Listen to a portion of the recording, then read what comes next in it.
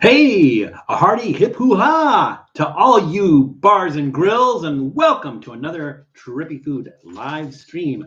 Doodle was just taking a nap here, and me talking to the computer has woken him up. Woken him up. Doodle, would you like a snack to start off with? There you go. He does like that. Jared says I'm early. Jared was a minute early by 1 minute. By 1 minute, so he was here at 1 minute of 5 o'clock Charlie. And I see that Tom, old guy in Colorado, was in the room as well. So the original 5 o'clock Charlie himself.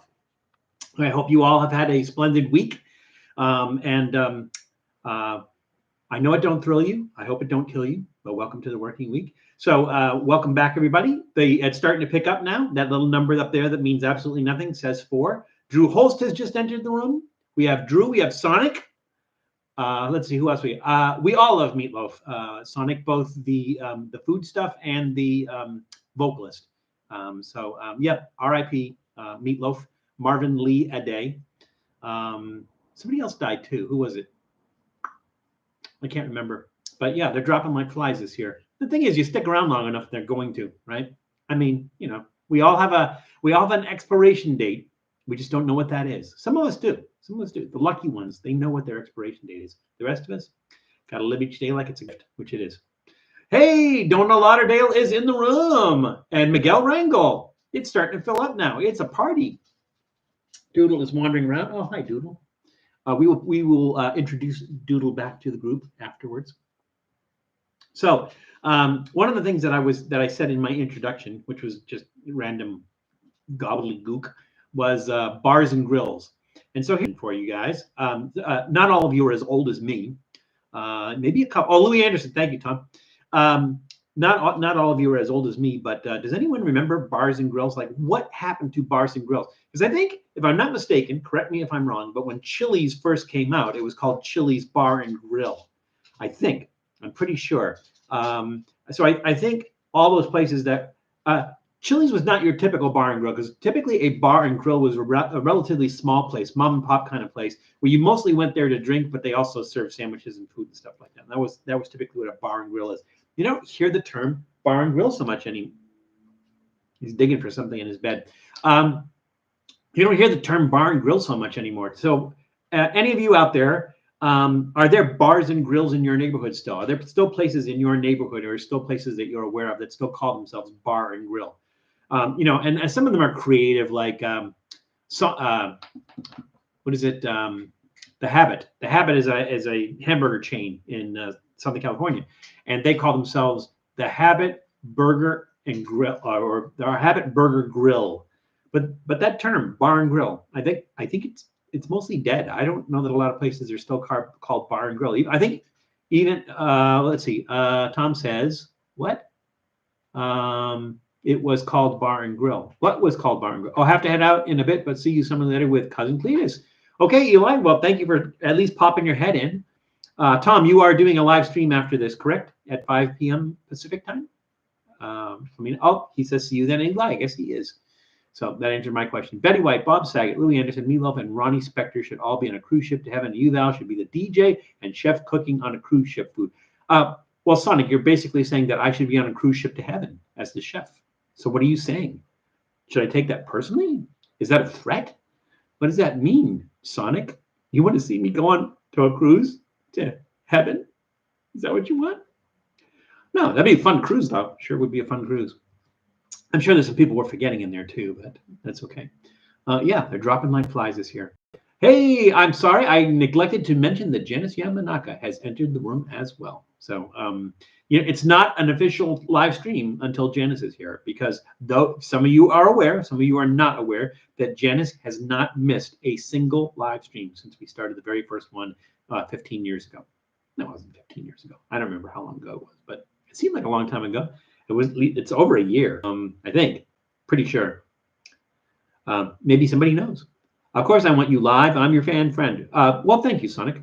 I thought you meant you wanted me to be on that cruise to heaven, and didn't know. Just checking. There is a place not too far from us called Pat's Bar and Grill. Oh, there you go.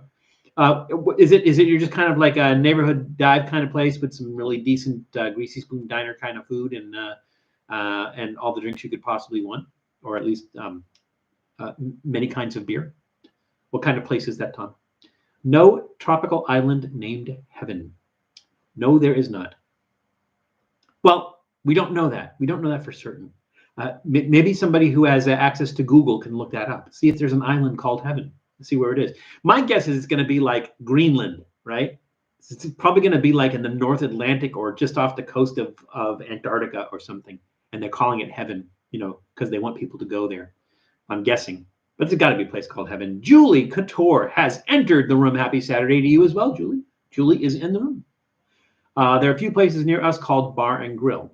But these are most likely they're not like new places. Don't open up and call themselves bars and grills. Bars and grills.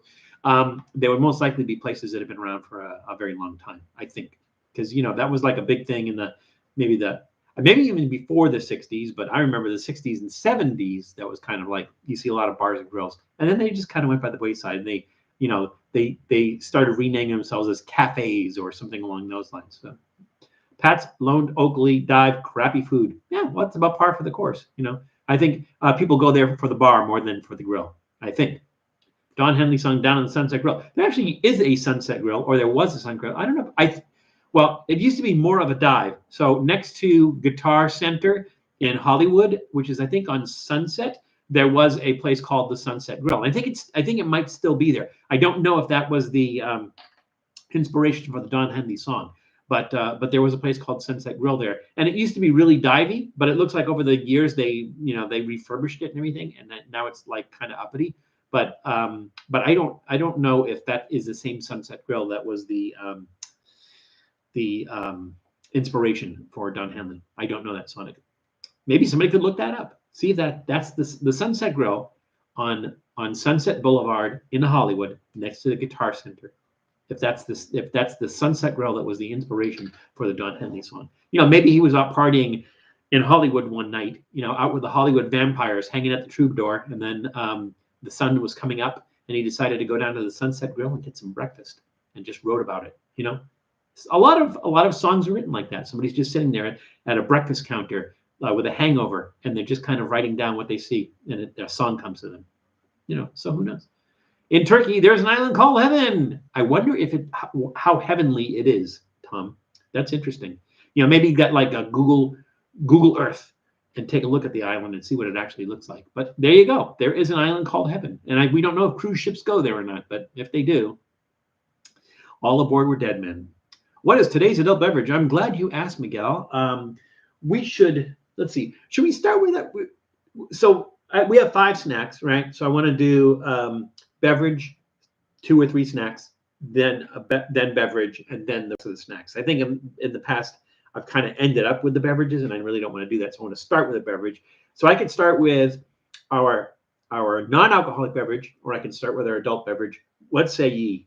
What do the people in the room say? What do you want me to start with? Do you want me to start with the adult beverage, or do you want me to start with the non-alcoholic beverage? Yes, Guitar Center on Sunset Avenue. Lots of music, food, culture. Nice place to go shopping. Well, yeah, if you're shopping for musical instruments, excellent place to go shopping. They have a lot of, like, if you go to that downstairs area, they have a lot of I want to say antique instruments, but like really rare and valuable instruments. So like they have like these Stratocasters that are from a certain year that they only made like 4 of. They're like $20,000 for this Stratocaster, things along those lines. But it is a cool place to visit, and they have their own little Walk of Fame, like not Walk of Fame. What do you call that? Grauman's Chinese Theater, which is now called something else. I can't remember the name of it. It's like 3. It's an acronym, and they have that place where the people put their hands and their feet in the cement, and they signed it and everything. Well, they have something similar at Guitar Center. So they have the cement things in the front with people's hands and signatures and everything. I think Van Halen is in the sidewalk out front. So, hey, John King is in the room. Welcome, John. Hope you had a great week. Adam Heb as well. Welcome, Adam. Let's see, did I miss anybody? I don't want to miss anybody. Everybody's saying hi to each other. That's okay. I don't want to miss that. Start with the non-alcoholic. Okay, says Sonic. Adam says start with the adult beverage. Let's get smashed. Well, we don't do that here because, for several reasons. One, I'd have to chug it really, as opposed to sipping it over the course of the show. And we don't do any chugging for 2 reasons. One, I'm a lightweight, and 2, YouTube would shut us down. So at least the episode. So, or the live stream. So we don't want to do that. But I will take your start with adult beverage into account. So I have one non-alcoholic, one adult beverage. Let's see, who else? Miguel says adult. That's 2 adults. Donna says adult. That's 3 adults. Let's see. Yes, Don Henley wrote the song Sunset Grill about the Sunset Grill. Wow, cool. Okay. I've never actually eaten there, and I have seen it, on my trips to Hollywood. I have seen it. So maybe we should we do a Trippy food episode of the Sunset Grill? Should we do that? We can do that. Let's see. Everyone's saying adult beverage. I got one non-adult beverage. We'll start with the adult beverage. Why not? Sure. Let's see. I want to miss anything here? Did I miss anything? Let me know. Guys, keep me honest. I love guitars, Gibsons, Fender, instruments, piano. Yeah, Guitar Center is fun. Well, I mean, I think like most major cities have this really kind of cool, musical instrument place and everything. So I think Guitar Center. I think Guitar Center is. I think they started in Hollywood, but I think they're all over the country now. I think they have. I would say offices, but they have other shops all over the country. It reminds me of a joke.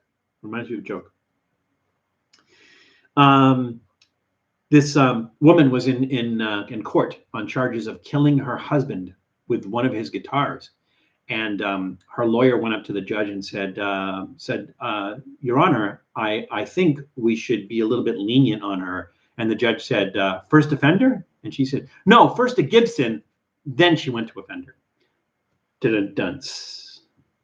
All right, fine, let's drink up. All right. Well, Sonic relents and says, let's do the alcoholic beverage. So alcoholic beverage it is. So adult beverage. So let's start with that.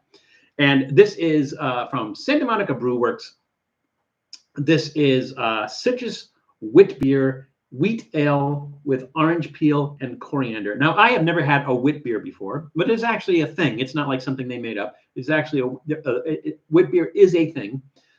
It's essentially, I think it's German for white beer, because when it's cold, because of the wheat, it becomes cloudy, and so it looks white. So they call it a Witbier. I have not had a Witbier before. I had not had anything from Santa Monica Brew Works, and I had not had, the same with citrus in it. So this sounded really interesting. It is 5.3% alcohol by volume, which is kind of low. It is a can, so Ariel and Richard Simmons are on vacation in Aruba, and we don't need them this week, so we sent them off on vacation together. Hope they enjoy themselves. This is brewed in Santa Monica. It looks like they're right off Santa Monica Pier, or not too far off Santa Monica Pier, just off Colorado Avenue and 20th Street. They give you a little map, but good luck finding that after you've drank this. Not me. My TDAP shot is kicking my buns. LIW grade temp and feel like hot garbage. Boo. Wow. That's a lot of bad. So Julie, whatever we can do to make you feel better, please let us know. The Fender joke. Let's see. Okay, everybody else is telling Julie to feel better. So we'll just get ahead and start this. See, anything else we need to know about this? Well, yeah, that Santa Monica Brew Works, who manufactures this beer, was founded in 2014. So we'll go ahead and get started. Oh, you guys, you got to keep me honest. Cards, right? The trivia. Got to do the trivia. Okay, here we go. It helps if I hold it right side up. What color M&M was replaced by blue in 1995? Again, what color M&M was replaced by blue in 1995? So that goes in our bag of M&Ms, and let's get started. Have you drank San Pellegrino Mandarin Orange Sparkling Soda? I can't say that I have. I've had some San Pellegrino sodas, and I've also had the San Pellegrino, just the plain sparkling water. But I don't know if I had the orange flavored one or not.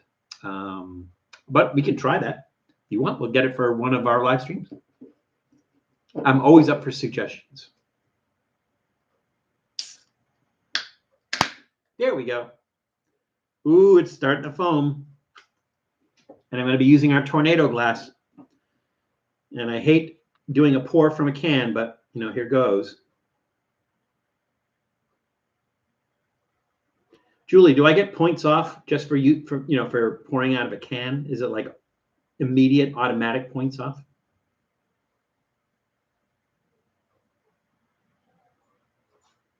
There we go. Hey, Bob is in the room. REA Junior Music. Welcome, Bob. Always good to see you. Glad you could find time off. I mean, hopefully it's not because you can't find work, but glad you made us part of your Doodle. What are you barking at? Doodle? Doodle. Doodle. Doodle. Come back here. Good boy. I don't know what he's barking at. Nobody's trying to break in. Okay, let's see. Did I miss anything? I did not miss anything. Good pour. Hey. And it's not that foamy either, because like sometimes just because we're using the beer tornado glass, sometimes it goes crazy and creates this huge head of foam. But not too bad here. Maybe it's maybe it's the nature of the Witbier. Who knows? At work watching. Oh, okay, thank you. Don't get yourself in trouble, Bob. Oh, you're a manager though, right?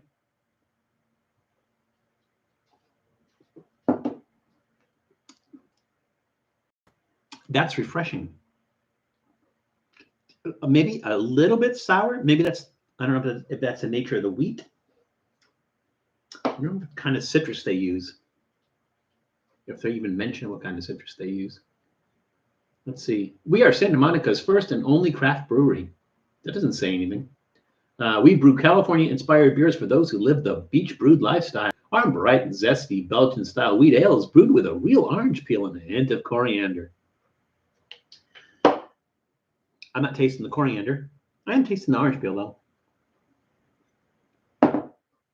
Drew, you just got here. But thank you for joining us, even for a few brief moments. Thank you for stopping in, Drew, and hopefully we'll see you soon.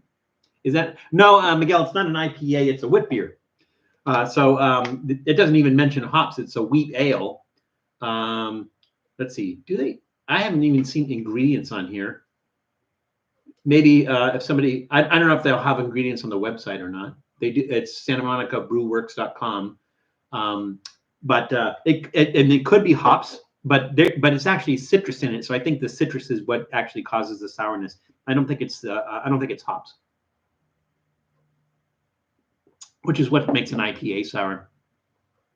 That's a nice beverage. Like I like to drink my beers like almost room temperature, like maybe in the 40s.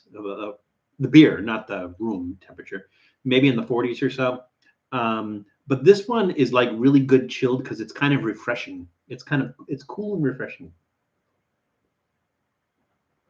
I could see like if you're active outside on a warm sunny day and everything, and you get one of these, you'll be tempted to like drink it really fast and everything, I think. But it's got not a really strong flavor. That sourness is like it's not like a sour beer. It's just it's tart. It's really good. It's light. That's a thumbs up. That's a decent beer. So yeah, thumbs up on that. Never had a Witbier before, but my first is actually pretty good. You know me, I kind of gravitate towards stouts and porters, so that's a little bit of a departure. Sipping on Voodoo Ranger Imperial IPA 9%. Miguel, that is one of Claudia's, not the Imperial IPA. She likes the Voodoo Ranger Hazy. What is it? Something haze, fruity haze. I think it is something like that. That's her favorite, but it is Voodoo Ranger. So one of her favorite beers. She likes IPA. She likes IPAs, but she doesn't like all IPAs because some of the IPAs are a little too bitter for her. So she like if we go somewhere, we go out somewhere, she wants to get a beer. She gets an IPA, but she usually asks them if they'll bring her a little tester so she can taste it and everything. And I would say like probably 75 to 80% of the time she sends it back because it's just like too bitter. But that if they have Voodoo Ranger Hazy, what is it? Voodoo Ranger something haze. I can't remember what it was. That's her favorite. And if they have that, she just orders that. Is there a beer that's made to be hot? That is an excellent question, Adam. I don't know. I mean, I know like in Europe, a lot of beer gets drinked at room temperature, but I don't know if there's one that's specifically made to be like heated up. I don't know. That's an interesting question, Adam. Adam, if you find something like that, let me know, and we'll do. Juicy Haze. Thank you, Miguel. That's exactly it. The Voodoo Ranger Juicy Haze. Yeah, she loves that one. That's her favorite. So I actually got her a little, I think it's 4 cans or not a 6-pack. It's like 4 cans. Got that for Christmas because that's her favorite beer. Val, guess what I'm drinking? I'm guessing it's not going to be a Santa Monica Brew Works Citrus Whitbier. I'm going to go ahead and say you are drinking Mickey's. That's what I'm going to guess. That's my guess today. You're drinking a Mickey's. Well, let's get to our trivia question, shall we? And the question was, what color M&Ms was replaced? Now, and speaking of M&Ms, you guys have seen this. Is like they announced, M&M announced that they are revamping the M&M characters, right? They're making them over. They're totally changing them. So they had like a before and an after look, and you really have to look at that to go, what's different?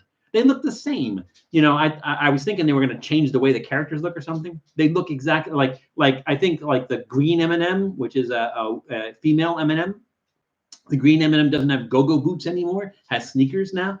It's like, honestly, I don't get it. I don't like the whole thing. It's like, why announce that you're changing it if the change is going to be so subtle that most people can't tell the difference? Doesn't make any sense.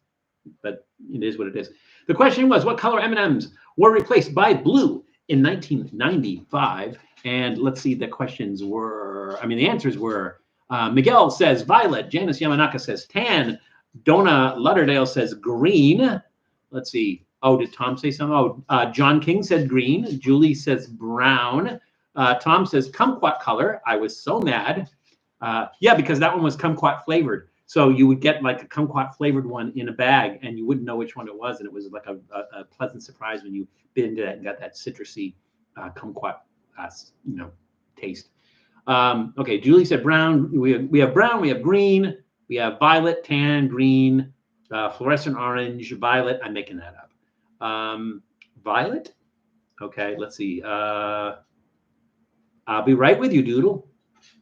I think those were all the guesses. Oh, Miguel said violet again, I think. Let's see. Poland has a hot beer. Oh, cool. And Portland or Julie. Oh, Portland or and Portland or Julie. Poland and Portland have a hot beer. Is designed to be served hot. Starfleet Recruiter has entered the room. Starfleet, I do not recognize your name. Now, you may have changed it, or I just may be getting old and don't remember you being in the room. So, Starfleet, forgive me if I don't recall, but where are you from and what brings you to our chat? Everybody, please welcome Starfleet Recruiter. Cascade Brewing in Portland, Oregon served a hot beer. Served or serves a hot beer? Because if you say serves a hot beer, I'm going to check that out. There's such a thing as a Grizan. Okay, I think which is the same thing that Janice said. I'm drinking past Blue Ribbon. Oh, okay, John. I would not have thought that, but hey, Pokey Sly has entered the room. Welcome, Pokey. All right, Doodle, come on up. Come on up. I know you. Come on. Come on up. Come on up. You can do it. No, up here. Up here. Come on. Come on.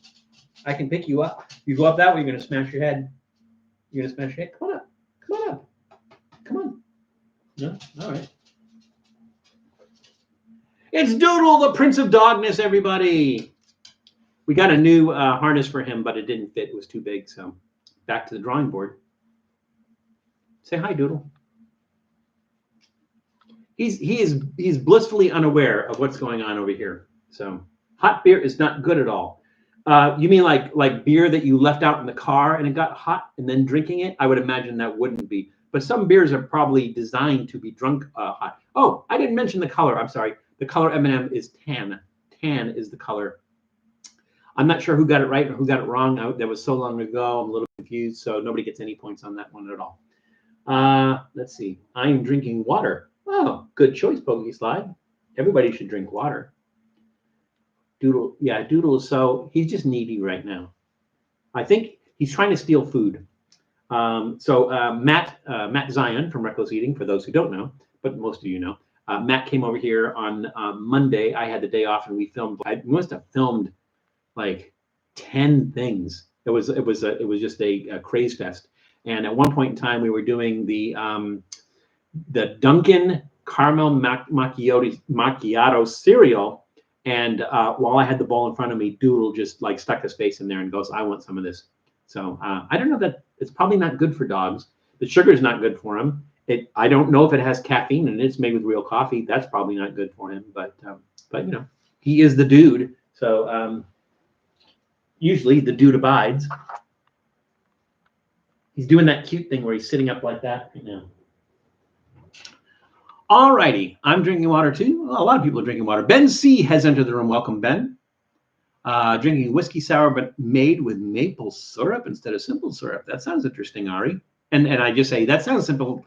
That sounds interesting, Ari. Like you've been in the room the whole time, and I'm just talking to you like we've been talking the whole time. Welcome, Ari. Good to see you.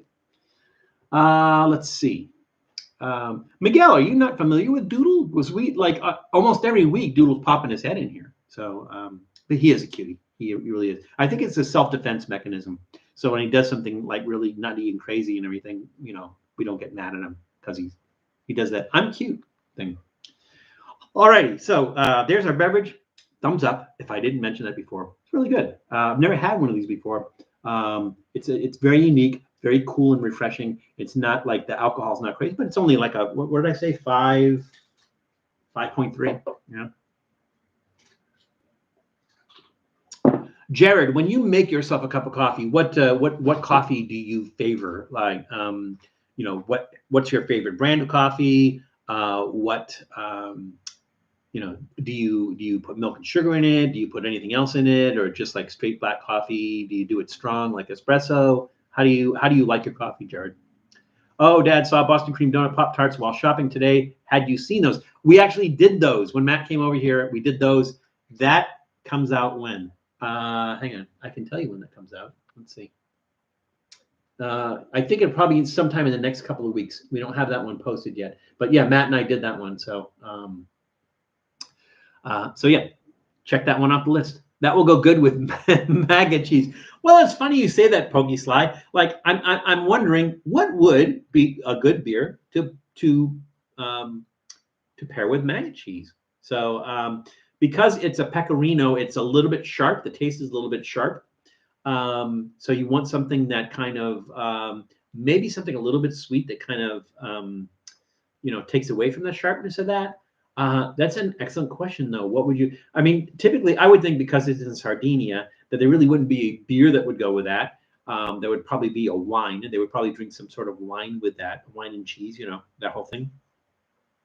I don't know if like a Peroni, I think it is, the Italian beer. I don't know if that would go good with it. That's an excellent question, though, Pokey Sly. We should have thought of that before we did the Maggot cheese. But for those who don't know, in case you don't know, last week when Matt was over here, what Matt and I had always talked about on both of our bucket lists, that one of the things that we've always wanted to try was Kazumarzu, which is Maggot cheese, right?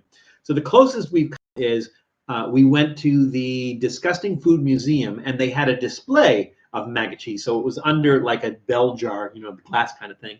And it was a cheese that was kind of hollowed out, and there were maggots crawling around inside it. So we asked them, they had a tasting bar where they were tasting some of the foods that were in the museum. And we asked them, hey, can we taste the Kazumarzu? And they said, no, that's just for, like, we don't actually do tasting of that.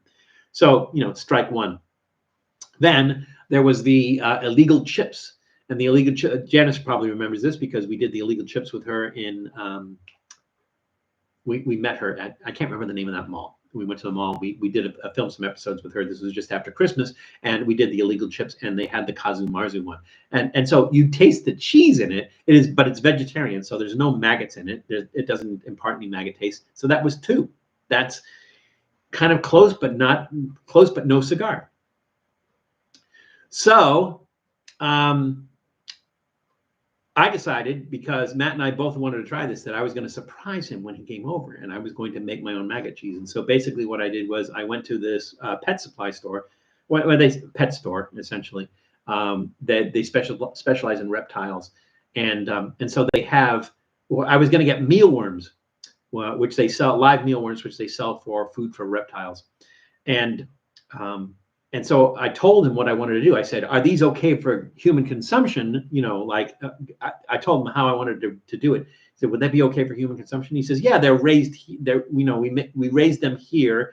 They've only eaten what we've given them and everything. They're safe to eat. And but he says, but based on what you said you want to do, like you don't want to go with mealworms because mealworms are basically a beetle larva. And they said, well, you should go with a fly larva, an actual maggot. And I said, oh, well, where am I going to get those? He goes, we have those.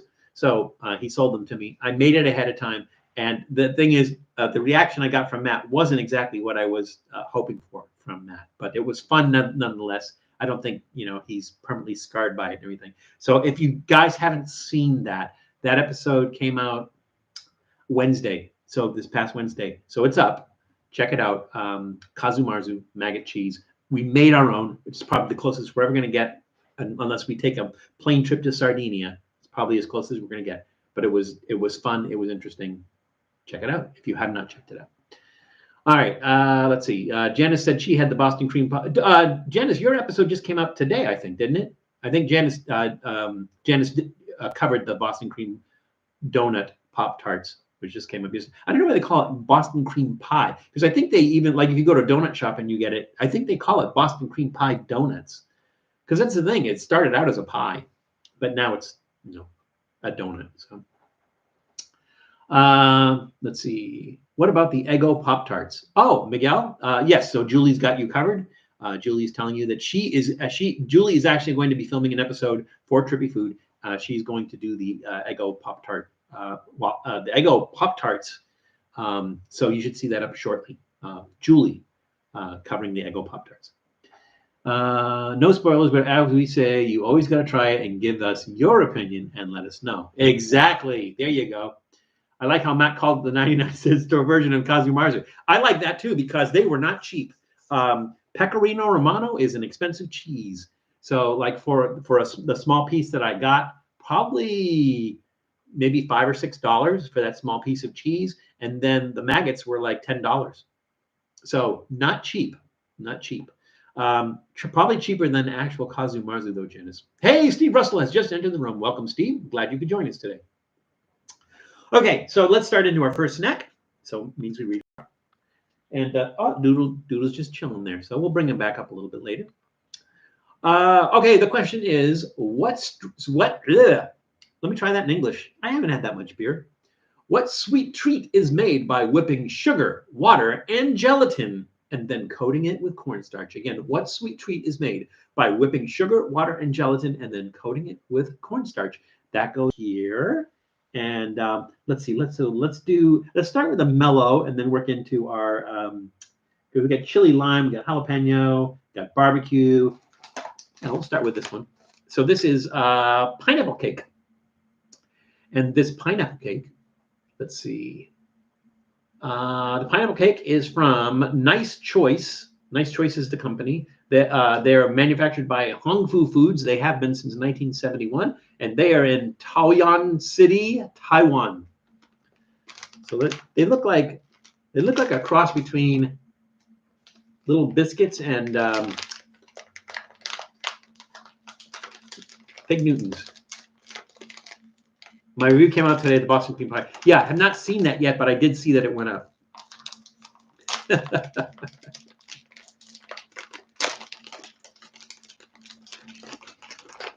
Steve, yes, Tom did say that he's going to be up on today. Tom, what are you making on your live stream today? You smell kind of. Smell kind of weird. I'm trying to figure out what that smell is. It's not pineapple. All-time favorite coffee is pumpkin black from Dunkin'. I can do the cream or milk at home. I use the carrot machine, and if I like caramel, if I can't find pumpkin. Oh, okay. So you like the K cups. That's how you typically make it. They're hiding the pineapple inside. I mean, it looks like a biscuit, doesn't it? You know, like a buttermilk biscuit. Let's see what it tastes like. You had a card, right? I did read a card.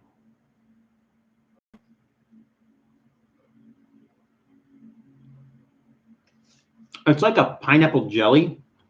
Let's see that.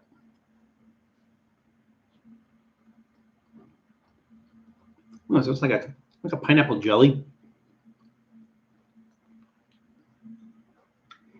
Not a strong pineapple taste, though. Let's see, do they have ingredients here? Pineapple paste. 50%.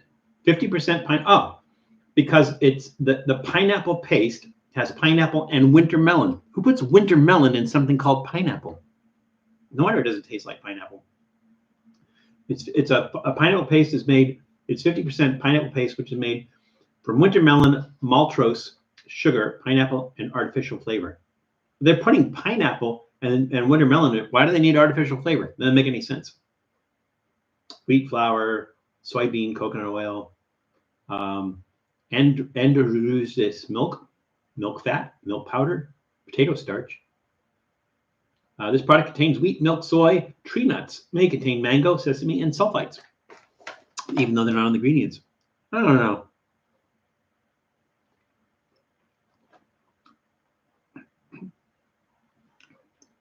I'm glad did the girls like the durian cakes, Julie?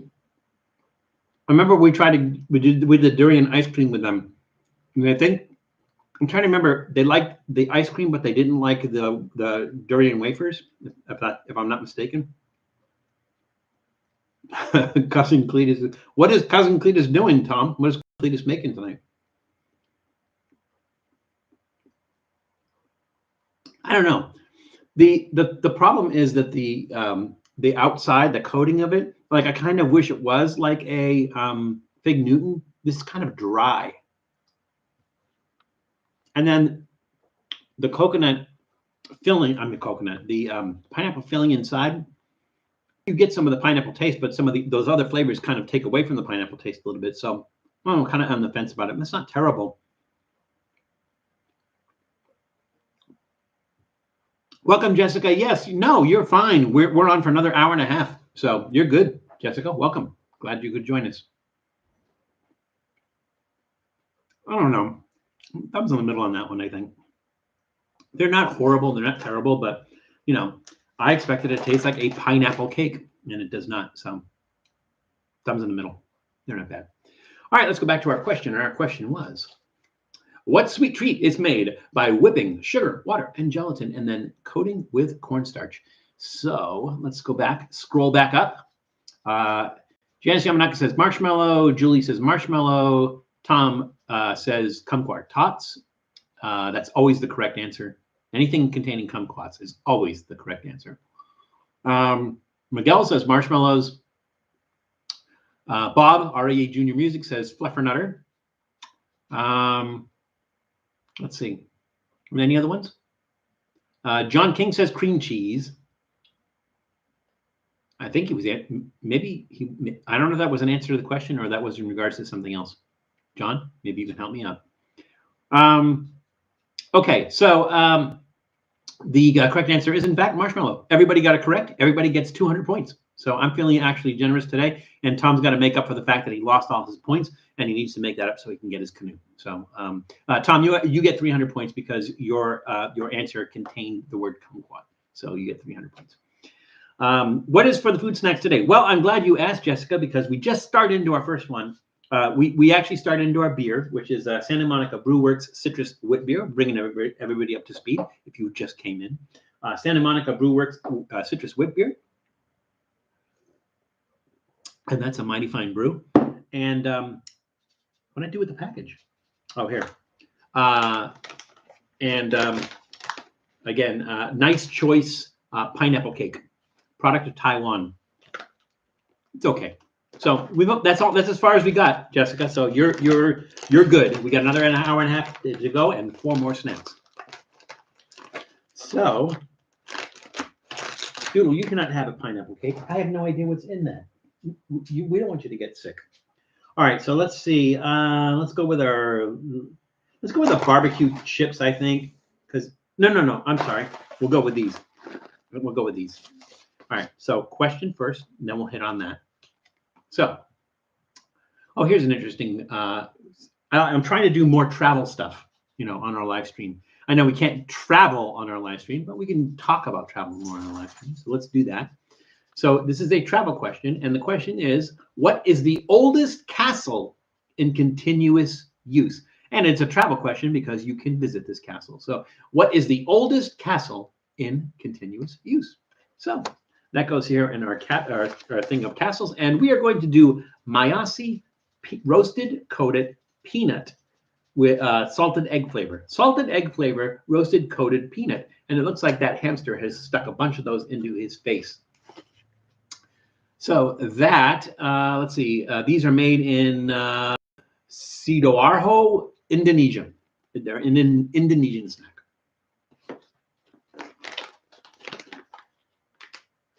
Let's see, anything we need to know? There's a lot of ingredients, that's for sure. Contains wheat, soy, peanuts, eggs. Well, if it's salted egg flavor, it better contain eggs. Tom going for those extra points, Tom. It doesn't smell eggy, and it doesn't smell like peanuts. What is it coated with? Let's see. Maybe wheat and oat flour. It does have salted egg seasoning. I don't know. This is going to be interesting, I think. Here, check those out. They almost look like, anyone had the breakfast cereal Kicks? They look a little bit like Kicks on steroids, like big Kicks. They're about the size of a malted milk ball. You guys like malted milk? I love malted milk balls. I haven't had malted milk balls in probably decades. I used to love those things. Here we go. Ooh, crunchy.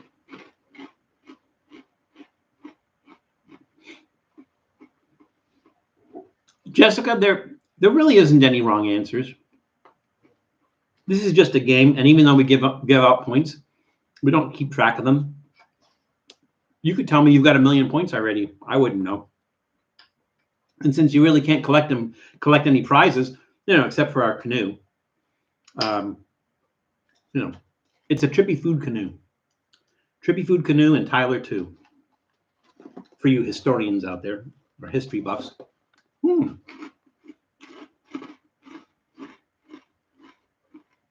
Wow, those are crunchy. It's good. Does have an eggy flavor, a little bit salty. There's some other spice in there. They're a little bit spicy. Got a little bit of heat to them. What is it that makes them spicy? Natural spice mix of garlic, chili, onion pepper, turmeric, and cumin. Yeah, it tastes like it too. That's good. Whole egg powder, salted egg flavor, salted egg. A lot of egg ingredients in there. These are good. I like these. Really interesting and different. And loud. I got a lot of loud food today. That's going to get a thumbs up. A thumbs way up. I like the fact that, they don't mention anything on the outside that it has chili in it. I don't know why they don't mention it, because if you're somebody who doesn't like spicy stuff, you're probably not going to like that. It's not crazy hot. It's not stupid hot. But it's a really, really nice spice, and it adds a lot of flavor to that. So, yeah, that's going to get thumbs way up. That will go really well with the beer. Eat some of those, drink some of the beer. Yeah, thumbs way up. Those are good.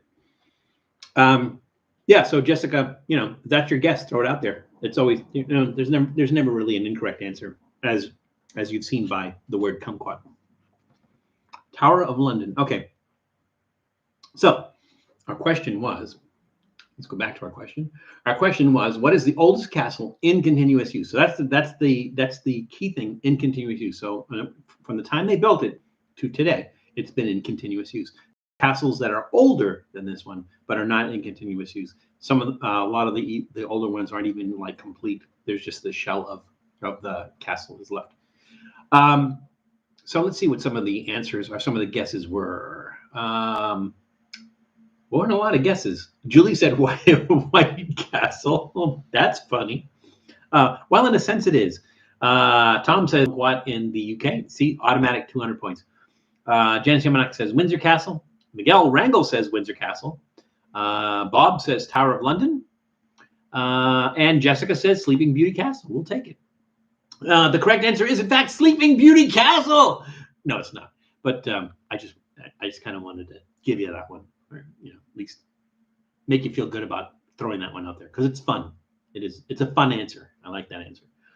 The correct answer was, in fact, Windsor Castle. Windsor Castle in Windsor, UK, has been in use since it was built in 1070. So let's see, we haven't done any UK episodes. I think it's probably because we didn't have the YouTube channel.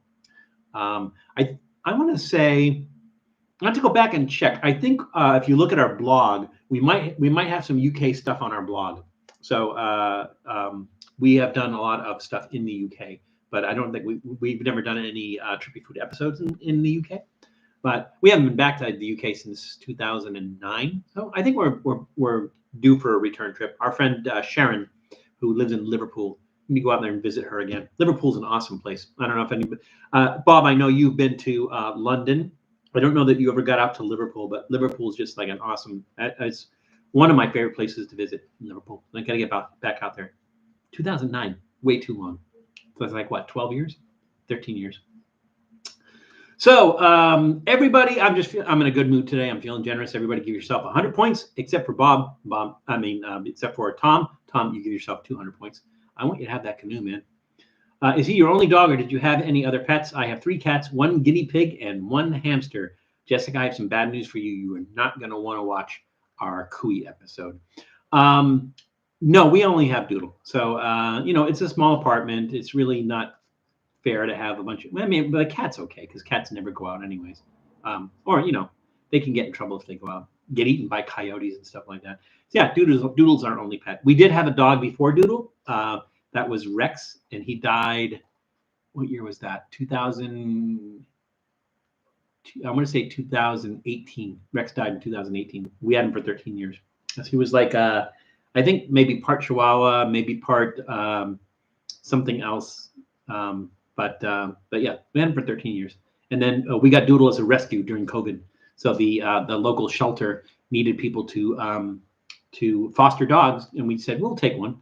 And the idea was that we were supposed to give him back afterwards so they could find a home for him. We're like, nope, he's staying.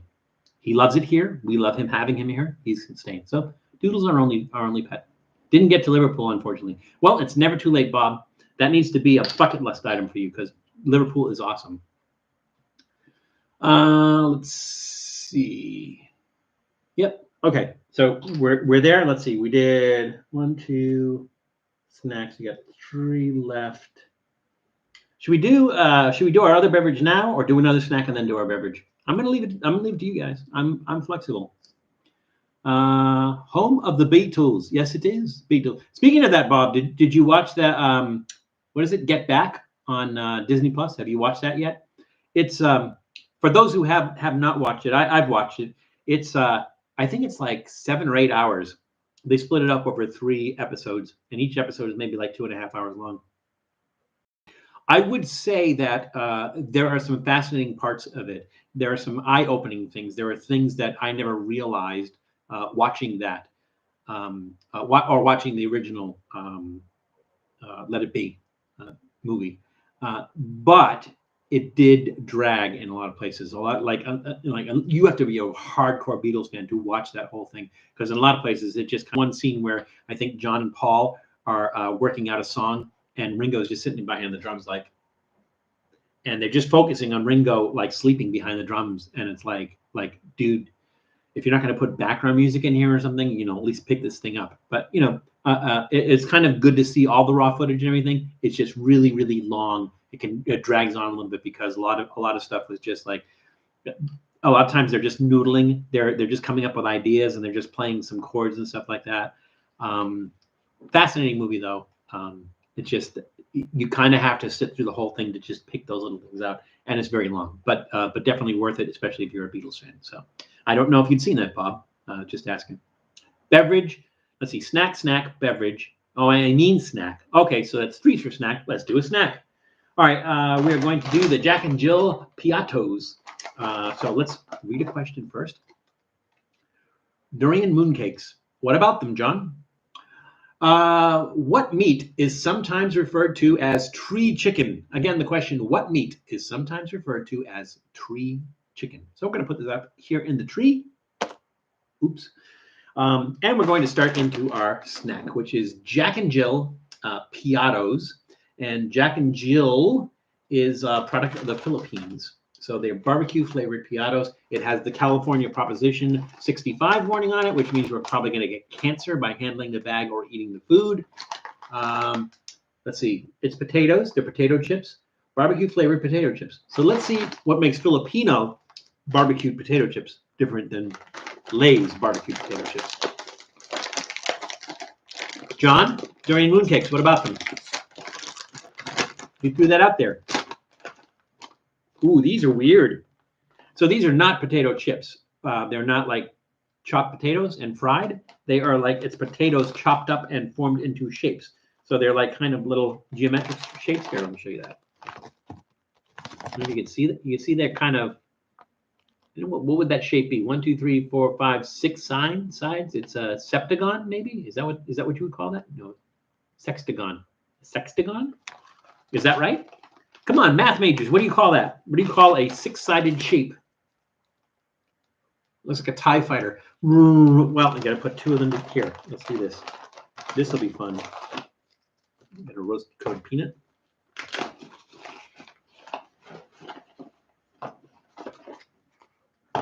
Specifically, that flavor of Piattos, Janice, was it the barbecue ones? Don't spoil it for me. Don't spoil it for me. I want to see how this one ends. All right.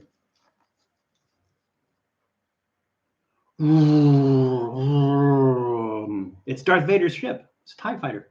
I'm going to take that peanut out. It doesn't belong in there.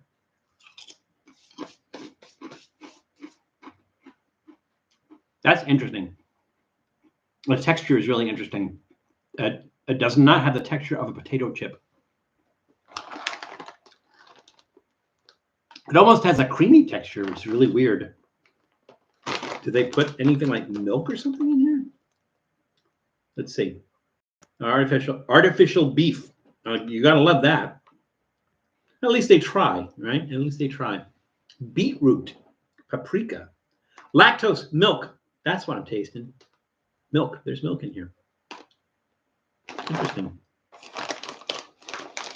That's what gives it that creamy taste. Hexagons. Thank you, Janet. Stop sign. No, I think, if I'm not mistaken, Donna, I think stop signs are octagons. I think. Anybody want to check that out for me? Stop sign. Octagon? I think.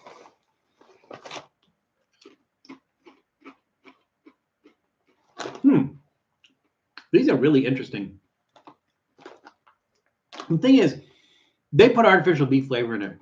The thing is, like Lay's or Pringles, when they do something that's supposed to be like a burger flavored thing, they don't even bother to put artificial beef flavor in there. They just put like whatever seasonings you would have in that burger or that chicken or whatever it would happen to be. At least they tried and they put artificial beef flavoring in there. Stop signs are octagons. That's what I thought. Thank you, Janice. These are nothing like potato chips. So if you get these, I guess you can kind of see the shape on the bag. So if you get these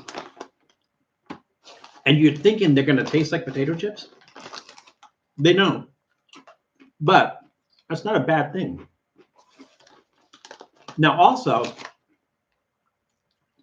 the barbecue flavor is nice, but there's also a heat that builds. So it's got a little bit of kick to it. They probably don't mention what kind of chilies they use in here, or at all. Let's see. Paprika. I mean, it's got a kick. It says pepper. I don't think that means black pepper though. I think it's like a pepper, like a hot pepper, because it has some heat to it. But may contain wheat and fish. Okay. I don't think I would know. These are pretty good. I actually like them. I like the barbecue flavor. I like that little creaminess that the milk adds to it. I like that savoriness from the beef flavoring. They're actually pretty good. They're almost the texture, like the texture and the taste of Pringles, but Pringles has wheat in it as well, and this is just potatoes. So they use dehydrated potatoes. With just potatoes, they don't use any wheat in it. Oh, well, may contain wheat, but it doesn't. It's not in the ingredients. I'm gonna give those a thumbs up. They're actually decent. Again, if you go into it with the mindset that they're supposed to taste like potato chips, they don't. They don't have the texture or the taste of potato chips. It's a completely different animal. Do they even call them chips? They don't. They just call them piattos. Oh, flavored potato crisps. I know that's a little bit deceptive, I think. But yeah, that's going to get a thumbs up for me. So Janice, now that I've eaten it, what did you think? Or Tom, either one of you or both of you, what did you think? What did you think when you tried those? I don't remember the episode where you actually did that. It was probably a while ago, but I don't recall. So what did you think? Do you know Angry Grandpa channel was such an amazing funny guy? Is he not around anymore? That's a YouTube channel, Jessica? Angry Grandpa? I don't think I've seen that. Is it worth checking out? Are they still doing stuff, or did something happen to Angry Grandpa? Because you said it was, so I don't know. Janice, after your layers videos, my girls wanted to try them. Haley loved the other ones. Glad the girls loved them. You can find them. The turtle chips choco churro flavor. Wow, that's a handful. Even nacho cheese Doritos are kind of spicy for me. My mouth is very work. Yeah, they're not that spicy, but they do have a spice to them. So I would say, let's see, what would good it's not as hot as like red pepper flakes. It's kind of like maybe something with watered down Tabasco, maybe that hot. So I don't know if that's too hot for you or something. I don't know. Then again, I think maybe these are a little bit hotter than nacho cheese Doritos. So I don't know. It's about 40 degrees outside today, and I'm going to open my doors. Oh, those. They are good, Julie. I got these at Ralph's, which is our Kroger store. But I think the Asian food markets near you might have these because they're Filipino. Let's go back to our question. The question was, what meat is sometimes referred to as tree chicken? Did we get any answers on that one? I didn't even see. Oh, okay. So, maybe, John, was that what you were saying? Durian mooncakes? You never did explain the durian mooncakes thing, John. I'm waiting because I have experience with durian mooncakes. So we can talk about that, but I didn't know what your reference was. Jenna says iguana meat. Tom says kumquats, and with those little things in front of it and behind it. So extra 200 points for you, Tom. I like the taste of durian mooncakes. I do too, John. They're some of my favorite. I mean, there's all kinds of mooncakes. There's the mung bean ones. There's the red bean ones. There's sesame ones and everything. But I think I like the durian mooncakes the best. So you have good taste, John. Turkey. Turkey is tree chicken. That's interesting because turkeys can fly, and you will find them in trees. Let's see. Were those the only guesses? Oh, Julie is saying squirrel. Miguel Rangel says iguana. The true and correct answer is, in fact, iguana. So in the Caribbean, they're called bamboo chicken or tree chicken, but it is in fact iguana. Iguana is right now, or has been over the past several years, has been a nuisance in Florida and Puerto Rico because it's not native to either one of those places, and they're herbivores, which means they eat plants. And they eat a lot of the local plants, so they are a nuisance. And so the state of Florida says, as long as you kill them humanely, we have no issue with you killing and eating these iguanas because they're an invasive species. So in Florida, all you have to do is in the wintertime, you just have to wait till the temperature drops down below 70 degrees. They actually fall out of the trees, so they become unconscious when the temperature drops down to a certain point. And if they're up the tree, they fall out of the tree. You just pick them up, make sure you kill them quickly and humanely, and they're delicious. So if you have not had iguana before, I invite you to check out. I think maybe it's just iguana. Trippy food episode we cooked iguana. We made an Caribbean iguana stew. And also, if you happen to check out Kamikaze Kitchen, we took iguana to a pre-Columbian Mexican chef who made iguana for us. So two things to check out if you're not familiar with iguana meat and you wanted to become familiar with it. It's a sweet meat. A lot of people say that it tastes like chicken. It does not taste like chicken. It has a unique taste, but I think they say that because it has the texture of chicken. So that's probably why they call it tree chicken. So correct answer, iguana. I lost track. Everyone give yourself 5 points, except Tom, you get 205 points. Okie dokie. So now we did 3 snacks. Now it's time for our non-alcoholic beverage. I have seen videos of them chasing people. Yeah, I think they also use their tails to whip. And some people go, oh, that, no. But seriously, a 5-foot-long iguana using that tail as a whip, it's going to hurt. Have you had frog legs? Oh, all the time, Miguel. The first place, I think, is probably back in the 80s. I was working, and I had made a trip to Montreal, Canada for work. And I went to this restaurant where they made them. They were sautéed in garlic and butter. And they were just amazing. So I've had them all kinds of different ways. Did we air our frog trip episode? Hang on a second. Frog chips episode.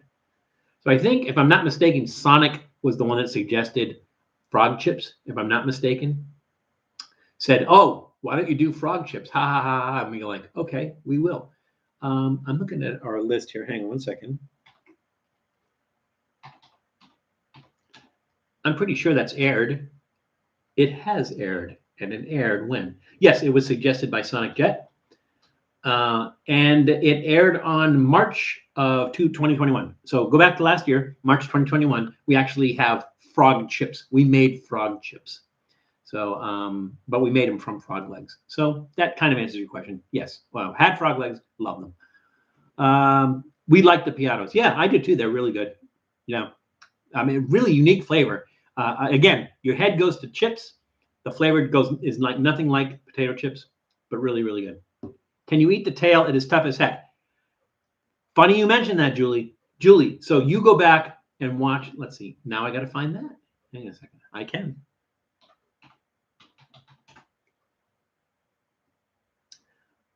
Nope, not eggs. You know, we did iguana eggs. All right. So, Julie, go back to 2017. October of 2017. It was Tales from the Vaults, and we did iguana. And it's funny you mentioned that because we did cook the tail meat because there's a lot. It's sort of like an oxtail. There's a lot of actually meat on the tail. And I think we call it like iguana on the cob or something along those lines. So actually the tail is like really, really good because it's like meat around that bone. Really good. It is not tough as heck. No. Alligator tail is, Julie. You need to tenderize alligator or at least brine it or something because alligator can be really tough. But iguana, not so much. Really tender, really, really delicious. What about alligator? Oh, we just so. I'm glad you asked, Miguel. Well, I'm not glad you asked, but it works out that way. Let me find that one. Yes. So, Miguel, if you go to 2018, March of 2018, we did an episode, Stuffed Alligator and Alligator Head Cheese. So it was baby alligator. We stuffed the body of the baby alligator, stuffed alligator, and alligator head cheese. And we used the head to make head cheese, alligator head cheese. So check that out, Miguel, and that will give you an idea of some. I mean, I've had alligator a lot of times, like usually deep fried, which could be anything when it's deep fried. Trying to remember the restaurant that sells it on a regular. If you go to La Bistro Montage in Portland, you can get alligator as a substitute for meat on a lot of their Cajun foods. There was a place called the Old Alligator Grill in Portland, in Austin. It was the place that was Chachi's in the movie Office Space. They used to have alligator meat, and they used to have a huge alligator hanging from the ceiling. It wasn't the alligator you were eating, though. And Papados, which is a Gulf Coast seafood chain in Texas. Papados has alligator meat on their menu as well. But the one you would get in a restaurant is typically going to be I don't know if it's tail meat or something going to be battered and fried. You're not really going to get the experience of eating alligator meat as you would from something where it's just like sautéed or cooked that way. But alligator meat, big thumbs up, Miguel. Don't tell me what to do. You're not my. Oh, that's right. I brought you into this world and I can take you out of it. No, I'm just kidding, Jules. Val, ever had bison? Sure, all the time, a lot. There was a burger place in Austin, Texas on 6th Street called Huts. And Huts, you could get bison. They had an awesome bison burger there. Huts is closed now. Also, if you go to Fuddruckers, there's still some left. They closed a lot of them last year, but there's still some Fuddruckers left. If you go into a Fuddruckers, usually for an extra $1 or $2, I think it is, you can substitute an exotic for beef. Sometimes they have bison. I've seen on the menu they've had bison, they've had elk, they've had what else have they had? Bison, elk, venison. So they will substitute. Usually they give you like 2 options, which is kind of cool. And for an extra, like I said, $1 or $2, you can substitute the exotic meat for the beef at Fuddruckers. So yeah, bison is pretty good. I actually had a bison burger again pre-channel. So we do have a blog article on it, but not a video. But I had a bison burger at Wall Drug in Wall, South Dakota. So that was fun. Had frog legs and nutberries farm. I did not know that they did that. Oh, special food for the Halloween season. It was tasty. It is tasty. They're a little bit of work. Like some people say, well, why do they serve just frog legs and not the whole frog? It's because if you go to a Chinese restaurants, will usually serve the whole frog. They cut up the whole frog and they serve it. But there's a lot. You have to work your. I'm trying to think of like an equivalent to that. Not even like chicken wings. I mean, we're talking about tiny, tiny bones, and you just got to work around them and get those tiny bones out and everything. And a lot of people think that's maybe too much work for the flavor. But in a Chinese restaurant, in a authentic, legit, hardcore Chinese restaurant, you can get frog on the menu, and it's chopped up. And as long as you don't mind working that meat off the bone, it's absolutely delicious. But, Julie, did we ever go somewhere where we had bison burgers? I mean, probably. Oh yeah, I forget that you do remember the old Alligator Grill. So it was still open when the times that you came to Austin. We had Alligator at Gatorland in Florida. I imagine you would. Gatorland is in it's near Christmas, I think. Sorry if you already expanded this already, but what does Alligator taste like? Jessica, I'm just seeing that question now. So did I answer that? What? It doesn't. Alligator has a unique taste. It does not taste like chicken. Not everything tastes like chicken. Even some chicken doesn't taste like chicken. But it has a unique taste. All I can say is that try it. It's not offensive. Although I would say that when we filmed the episode where we made the stuffed baby alligator and the alligator head cheese, that I think 1 or 2 of the people that were tasting it said that it had kind of a swampy taste to it. I could see maybe it would, but I did. Have you ever tried beaver meat? I love beaver meat, Miguel. I think I might have done let's see, where might have done a blog article when we did Kamikaze Kitchen. We did beaver tail, but I've had beaver meat before and I love it. It's one of my favorite meats, Miguel. I'm trying to get some from Exotic Meat Market. Any of these weird, well, you know what some people would call weird, but any of these meats that I'm talking about and everything, you can get those from Exotic Meat Market. So they're online. It's exoticmeatmarkets.com with an S, or exoticmeatmarket singular.net. Go out there because they have on their page everything that they have, and they have a lot of stuff. And that's where I've had beaver meat several times from Exotic Meat Market. Delicious. One of my favorite meats. Ostrich, of course. Yeah. I thought alligator tasted like fishy chicken. I can see the fishy taste. I don't get the chicken. What about rabbit? So John, glad you asked. Hang on 1 second.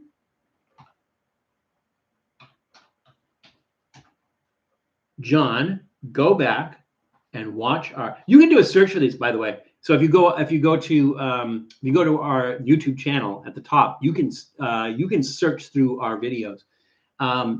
In 2019, our Easter special was roasted Easter bunny and colored eggs. So John, check that out. I have a few Fuddruckers around me. I'm so jealous, Jessica. So we had them here, and I love Fuddruckers because you kind of, I mean, really, they're just making the burger for you. You're putting whatever you want on it, and they have a lot of different things to put on it. And pretty decent sized burger too. So I miss not having a Fuddruckers here. Hey, Tybalt is in the room. Hope your days are going great. I hope yours are as well. Welcome and glad you could join us.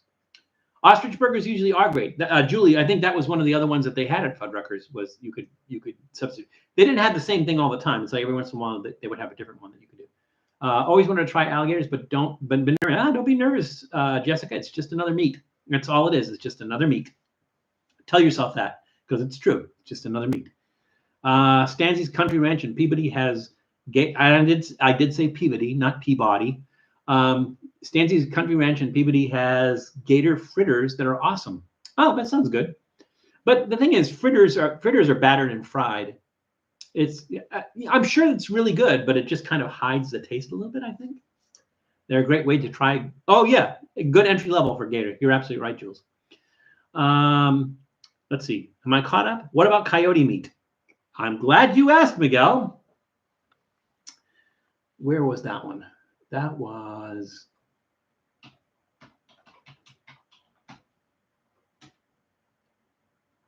one of the Weird Food Fest ones that we did. I don't know if that one made video though. Might not have made video. We actually did coyote, I could not tell you what it tasted like. It's a unique taste. So yeah, had coyote. We did it for one of the LA Weird Food Fests. I need to contact those guys. We haven't done one for the past couple of years because of COVID, but it's a dinner party. Basically, it's a dinner party. They've usually had the same people come to this dinner party, and everybody brings unusual stuff. And so I think it was like a coyote stew that I brought, but yes, have had tried coyote, Miguel. I remember it was good, but what it tasted like, I don't know. It was so long ago that I can't recall. What about possum? I'm glad you asked, Tom. I mean, John. Hang on a second.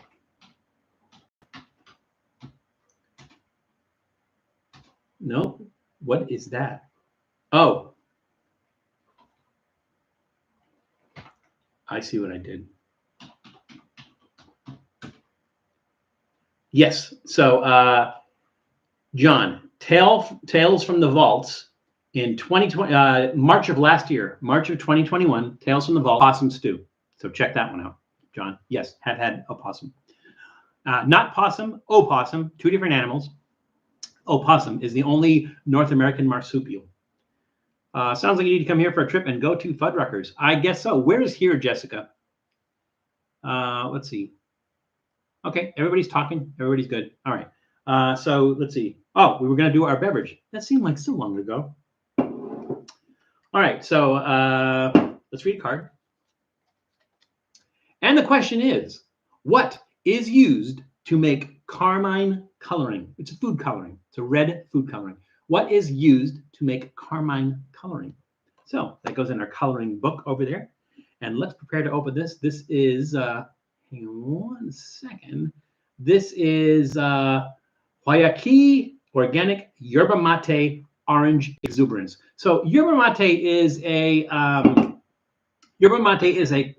made from a plant. It's made from the leaves of a plant that is in the holly family, and the plant contains caffeine. Now, what makes that different from coffee is and guarana is coffee and guarana have caffeine in the cherries, in the fruit. There's caffeine in the fruit, but there's no caffeine in the plant. The difference is that yerba mate actually has caffeine in the whole plant. The leaves have caffeine in them, and that's what they do is they take. Well, I guess tea is the same thing. Tea has caffeine in the leaves. So they dry the leaves and they make it into a drink. It's usually a hot beverage, sort of like tea, but yerba mate is a very, very specific plant. This company, Guyakí, while it sounds like it's some exotic thing from Peru, It was actually founded by Alex Pryor and David Carr while they were at Cal Poly University back in 1996. And they go, hey, this would be a good drink to introduce to everybody as a nice world drink. So whereas you're kind of drinking it thinking like, oh, this is like it's something from South America, it's not. They make it in how do you say that? Sebastopol, California, which is up near like Central California, near the coast, Sebastopol. So it's a little deceptive. It sounds like a South American thing, but this is not, I don't believe, carbonated. I was going to shake it up. Maybe I should shake it up. Non-carbonated, shake gently, serve chilled. Not recommended for children because of the caffeine, I'm sure. Pregnant, breastfeeding women or individuals sensitive to caffeine. Contains 4% juice, which is orange juice. It actually, organic orange juice. That's one of the ingredients. So yeah, that's what that adds to orange. I don't know if that's gently or not. We'll find out when we go to open it. So again, this is cold, so it's like an iced tea sort of. But typically, yerba mate, you would drink it. They have these gourds, these hollowed out gourds. You've probably seen them. Sometimes they make them out of a cow's foot, but they're these gourds, and they have a very kind of elaborate, like a silver top on it. And then there's a straw that goes in it, and people drink this out of those gourds. It's kind of like almost like a ritual thing. It is something that's ancient in South America, but again, as far as yerba mate, buying it in the store and everything, a relatively new product.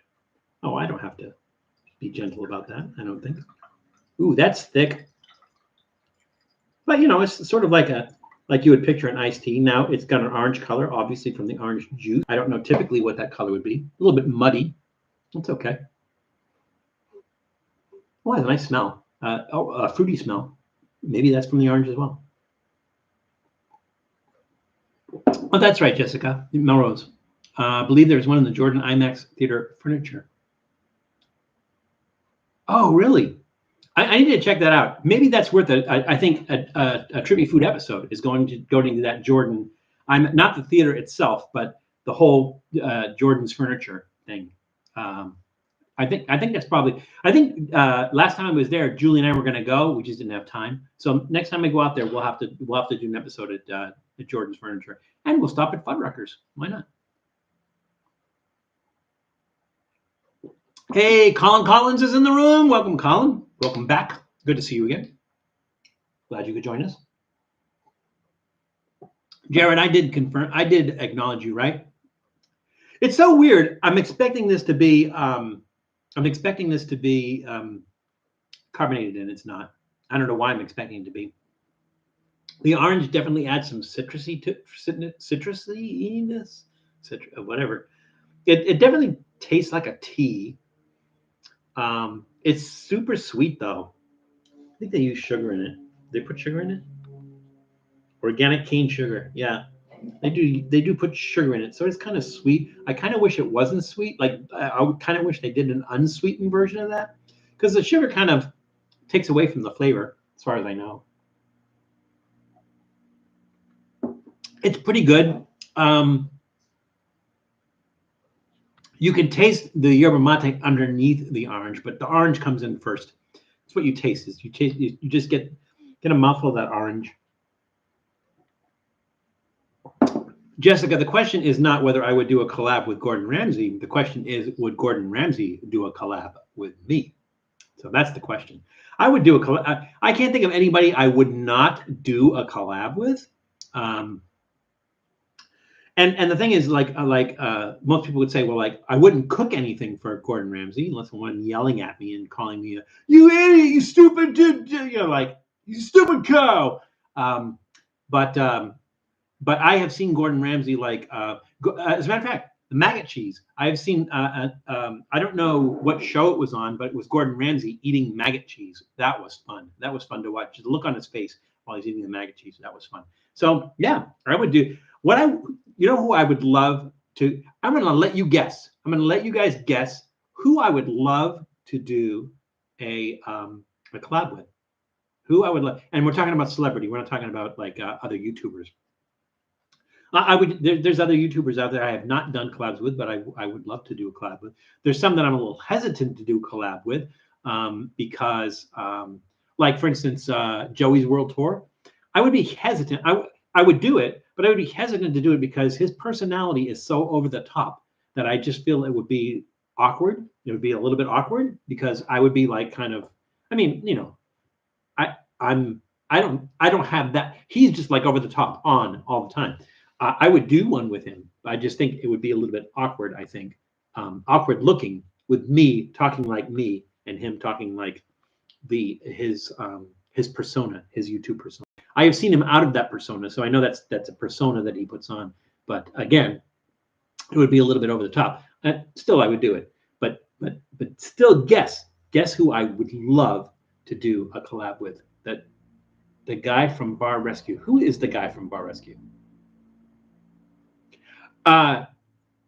Janice, yes and no. That would be fun. Just see me standing next to Jay Leno and see that I don't actually look like him. I think that would be fun to do with Jay Leno. I would love to do one with Jay Leno. That would be cool. But it's not my like not my like my bucket list. My bucket list person that I would love to do a collab with. I don't know if you would call it a collab. I think a collab. I always think of you do that with the YouTubers would be a collab. And he is not a YouTuber. So this person that I would do it with. So, okay. Oh, come on, Jared. Really? Like that's the first time you heard somebody call me Jay Leno? Honestly? No, that would be fun. As a matter of fact, so I always wanted to like meet up with Jay Leno and at least like do some sort of episode with him where we're just standing next to each other. But I wanted to have him pretend he's me and me pretend I'm him. But everybody would be able to see immediately we don't look anything like each other. We do when you're not seeing us together. But I think together you would see that we don't look anything like each other. I can't think of his name, but if you Google it or YouTube, Colin Collins hit the mark, hit the nail right on the head. Guy Fieri, yes, I would love to do a collaboration with Guy Fieri. Guy Fieri, it would just be so cool to do a collaboration with Guy. Any of you guys know Guy Fieri? Put in a good word. Tell him I would love to do something with him. I can't pay him, of course, but would love to do something with him. Hang and eat some like unusual foods and everything. That would be awesome. I would tell you that in my travels around the country, going to and eating unusual things, almost always the thing Guy Fieri was here. So like I know that he has that same outlook of the same kind of things that I would that's my bucket list thing is to do an episode with Guy Fieri. So there we go. Okay, everybody else is done. Okay, we're all caught up. So let's go back to our trivia question. Our trivia question was, what is used to make carmine coloring? And so let's see. John, that is an awesome answer. John King said spider blood. Spider blood winning. John, I love that answer. I'm just like I don't even want to go on. I just want to stop there. That's perfect. Spider blood. I love that. You know what? I was going to get if Tom answered the question, I'm going to give you his points to you. That's awesome. Spider blood. I love that. You didn't work kumquat into it, so we're going to make it like 100 points and not 200 points. But still, spider blood. That's great. Janice Yamanaka said the cochineal beetle. Let's see. Miguel Rangel said sodium carbonate solution. Jared Tierno said cochineal. Miguel Rangel said, crushed up bugs. So I think maybe it was like two guesses or change it. That's okay. You can do that. We don't have any rules here. Was that it? That looks like it. I think you were all correct. Everybody said crushed up bugs, cochineal beetle. I don't think it's a beetle. It's an insect, but I don't think it's a beetle. But yeah, you're all correct. It is cochineal, which is an insect. If I was going to say, if you've ever seen them on cactus, which those of you in the Northeast or Minnesota have not seen because you don't have cactus out there, but anybody certainly in the Southwest or California has seen it. On cactus, you see that kind of it's like it looks like white foam on the cactus, and if you press it with your finger, it turns red. So the Native Americans would use that as dye, as coloring, but they use it in a lot of like ocean spray, what is it? The grapefruit, ruby red grapefruit drink. They use cochineal coloring in there, which is why, like, if you're vegan, you want to definitely look at the ingredients and see if it contains cochineal in it. I mean, or carmine coloring, because if it does contain, it's not vegan because there's an insect in there. So a little bit of that must be tough being a vegan. You have to check everything. You have to double guess and you have to double check everything and second guess everything, because you just want to make sure there's nothing alive that's in there. So yes, cochineal scale insects, and so everybody gets 50 points except John. John gets 150 because he gets the 50, and then he gets the 100 on top of that for having a great answer. So there we go. Put that back in the deck. See, we have 2 snacks left. Oh, wait. Hang on a second. We did our beer. We did our adult beverage, and we did our non-alcoholic beverage. It is time. It is time once again where we do that stupid thing that we do every week. Let's see. Did I miss anything? Oh, my apologies. Didn't see. I accidentally added the question mark. I'll have my guy call Guy's guy. And Guy's guy will call you. Oh, okay, Guy. Thank you. Tom's got a lot of guys that know guys. Hey, I know this guy. This guy, he knows somebody else who knows this guy, right? And then got to do this thing, right? So I can't do my thing until you do your thing. So the guy is going to do his thing, and then I'm going to do that thing with the guy, and we got to do our thing. And okay, there we go. All right, so let's do this. A little bit of the Witbier, which was really good, and a little bit of the, I don't know if I rated this.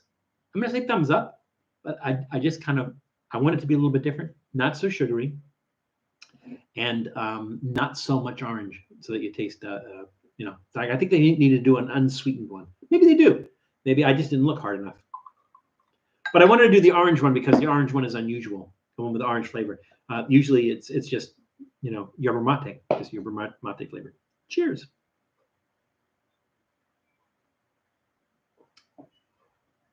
Nope, that's bad. It tastes like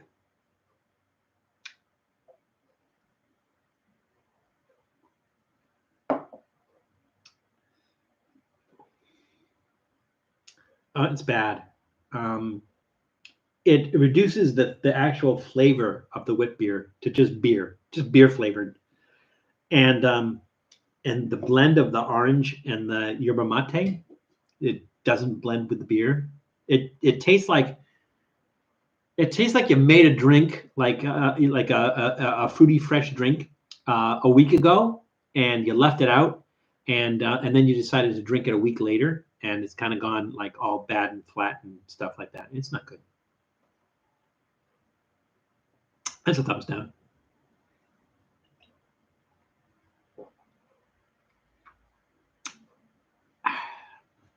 Yep, thumbs down. Did not like that. Like them individually, like them together, but not together, not so much.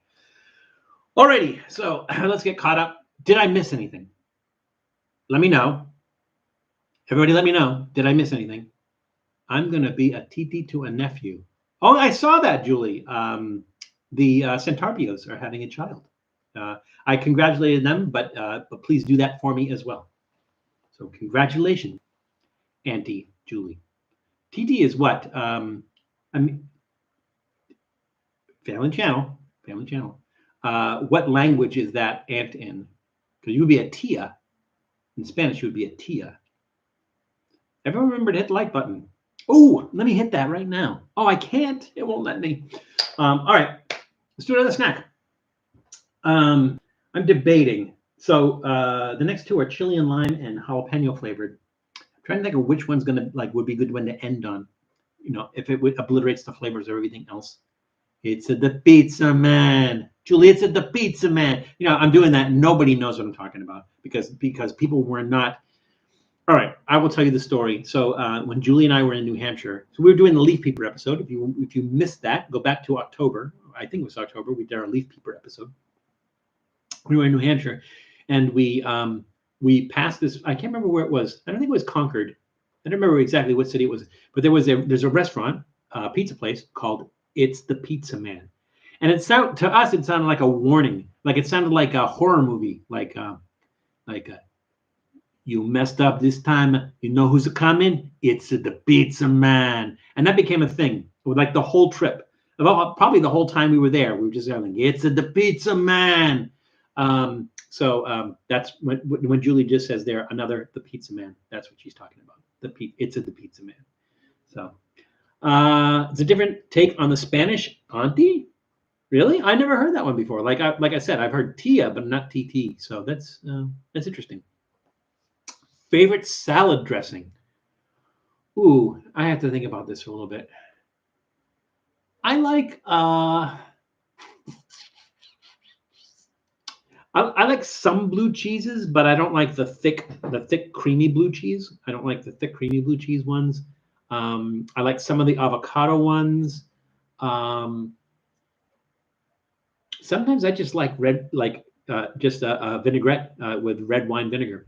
Some of the basic thing. But so Steve, it's kind of like, I guess it depends on what's in the salad. You want to do something that complements what's in the salad. I mean, if you're talking about iceberg lettuce and tomato, does it really matter? So yeah, I kind of base it on what's in the salad, I think, Steve. So I don't know that I have like a favorite, but there's some that I like and some are okay. Who's at the door? Oh no, are you in for it now? It's the pizza man. Any of you Italian Americans out there that are offended by this? I'm Italian American, so. And I don't know if that's what Italian Americans. My grandfather, my mother's father, and mother both spoke fluent Italian, and swore in Italian to us. So yeah, I remember that as a kid. That was fun. My favorite salad dressing is Russian. I have not had Russian. Oh, on your meat. That's interesting. Russian dressing on meat. Correct me if I'm wrong. Russian dressing has ketchup in it, but I don't know what else it has. It's like something. It's something else based on it, but I think it has ketchup in it, if I'm not mistaken. Am I mistaken, Jessica? I think the only time I had Russian dressing is we had that Super Perro, the Colombian street hot dog. I think they put Russian dressing on that. So yeah, I don't remember. I'm pretty sure that Russian dressing has ketchup in it, but I don't know what else it has in it. Russian and Catalina are very similar. Tom would know. Tom, old guy in Colorado. Tom, do you know what's in Russian dressing? You have to know. You're like the kitchen god. I know you know this. What's in Russian dressing? And I also know that Janice right now is looking this up. Okay, time for a snack. We'll do these first. So these I imagine are going to be like corn nuts. They're smaller. They look like frog eggs. We're gonna try them anyways. Let's ask a question. And the question is, what is the name of the British dish made from cooked potatoes and cabbage mixed together and fried? Again, the question, what is the name of the British dish made from cooked potato and cabbage mixed together and fried? So that one goes on a low boil on the stove. And let's go ahead and open up our snack. Vera Flanagan used to make a Catalina dressing pot roast. I don't remember that. Why do I not remember that? I don't remember that. So this is from Snak Club. It says new look, same great taste. I like who are they marketing that to? Same great taste, new look. I guess like if you've eaten this in the past and you love the taste, you're gonna go like, oh, new package. I'm not eating that. They have to tell you it's the same great taste. Toasted corn with tajin, classico seasoning, and tajin. I think we did tajin on watermelon, if I'm not mistaken. Just basically, this guy just developed a way to powder lime. So it was powdered lime mixed with chili and salt. Powdered lime, chili, and salt, I think, like a mixture. I think. I don't recall what's in it. Somebody out there is going to know and going to put that out there. Ingredients, corn. That's obvious. Corn. Corn, vegetable oil, tajin classico seasoning, chili peppers, sea salt, citric acid, lime juice. Oh, okay. I think I said that, right? Yeah, the citric acid is from the lime juice. So chilies, salt, and lime. That's what's in tajin. So if you haven't had tajin, it's powdered. It usually comes. You can buy it in a jar, and it's like if you've ever gotten elote, which is the roasted street corn. That's one of the things that they sprinkle on that was the tajin. I like that brand of snacks. The peanuts I had were great. I didn't know what else Snak Club made. I just saw these. So again, these are going to be similar to corn nuts. I think corn nuts might be a little bit bigger than that. I don't know if like or the Inca corn that they have at Trader Joe's, they might use hominy to make that because the hominy kernels are usually a little bit bigger. Let's see. Okay, people are answering the question. That's good.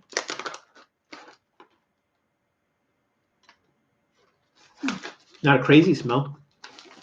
Here, have a look at those. How you doing, Doodle? You doing okay? You doing all right?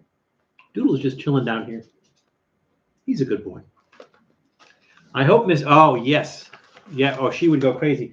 No, she's actually helping Richard, my brother-in-law, get ready for tomorrow because he sells the rice pudding that we did last week on the channel. He sells that in Montrose at their. It's not called Farmers Market. It's called Harvest Market. He sells there exclusively right now. So she's helping him package for tomorrow. She might be watching them. Yes, eating rocks. So this I shared this with Julie. I'm trying to remember if we ever did them on the channel. No, we did them on the live stream. The durian wafers. I'm trying to think. I'm trying to remember the brand name. I want to say it's like Cream or something. Janice, help me out. I know you know this because it's the most popular brand of the wafers, the sugar wafers, and it was a durian sugar wafer. And so I know I've told the story before where I was eating in the office, not here, when we lived in. I think it was when we lived here before, lived in LA before, and she came in and she said there was a gas leak. And so we went out in the kitchen. There was no gas leak, and it turned out it was these durian wafers that I was eating that she thought was a gas leak. Well, the other night she came in here and she said, "Are you eating those gas leak cookies?" And I said, "No, I don't even have any here." Like, what are you talking about? We went out in the kitchen and it was an actual gas leak. So she thought that the gas leak was the durian wafers. So I've ruined her for life for that. I hope Doodle is okay. He's usually begging. He's just being chill today. I had a couple of snacks for him, and I've already given him both snacks. And I don't really have any more snacks for him. So he comes up, like you can't see him. He's just chilling down there. Every once in a while, he gets up and he like taps on my leg, and I pat him on the head, and then he seems to be happy with that. Sometimes he gets all excited and he wants to come up and everything, and then I'll bring him up. But right now, he's kind of chill. The Russian dressing has mayonnaise, ketchup-style chili sauce, or ketchup, horseradish, and minced onion. Actually, it sounds good when you say it like that. I think I would probably like the chili sauce rather than the ketchup. Maybe to try, Colin, I think maybe I would try making that because it sounds good. She's going to hear you from there. She is. She's on the other side of town. She's going to hear me from here. Here we go.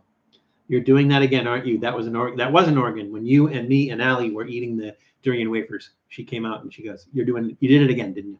All right, here we go. Ooh. Right off the bat, lime.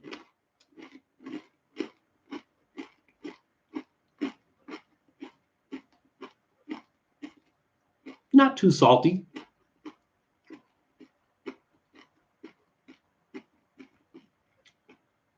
They're using the tajin seasoning, so I'm surprised that the chili hasn't kicked in. We'll try another handful.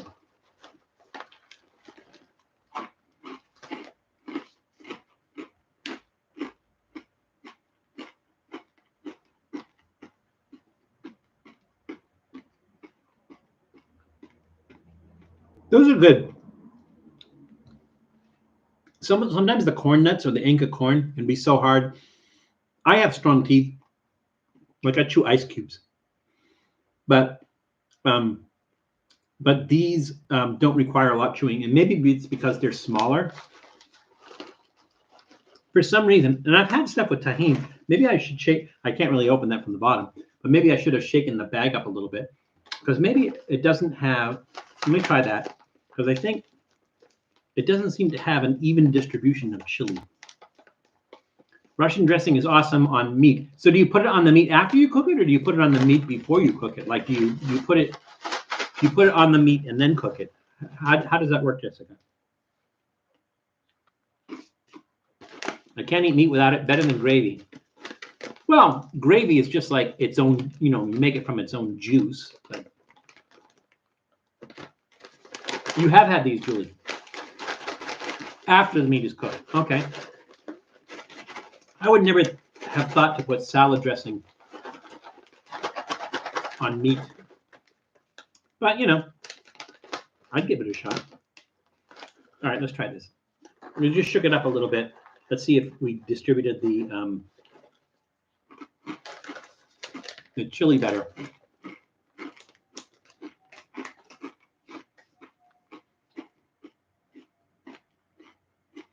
Yeah, maybe that kind of makes sense. It's kind of like if you're going to put barbecue sauce on a piece of meat.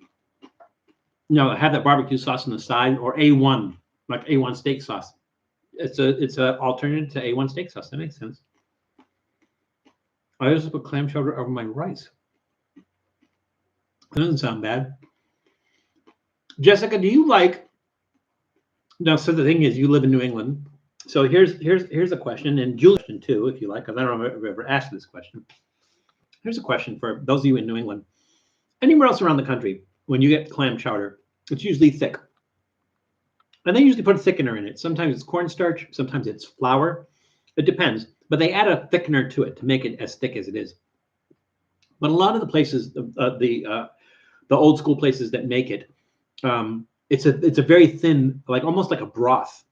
It's milk. I believe it's milk based, but it's it's thin. It's thinner, and that's my preference. My preference is the clam chowder that's made thinner, with thin broth.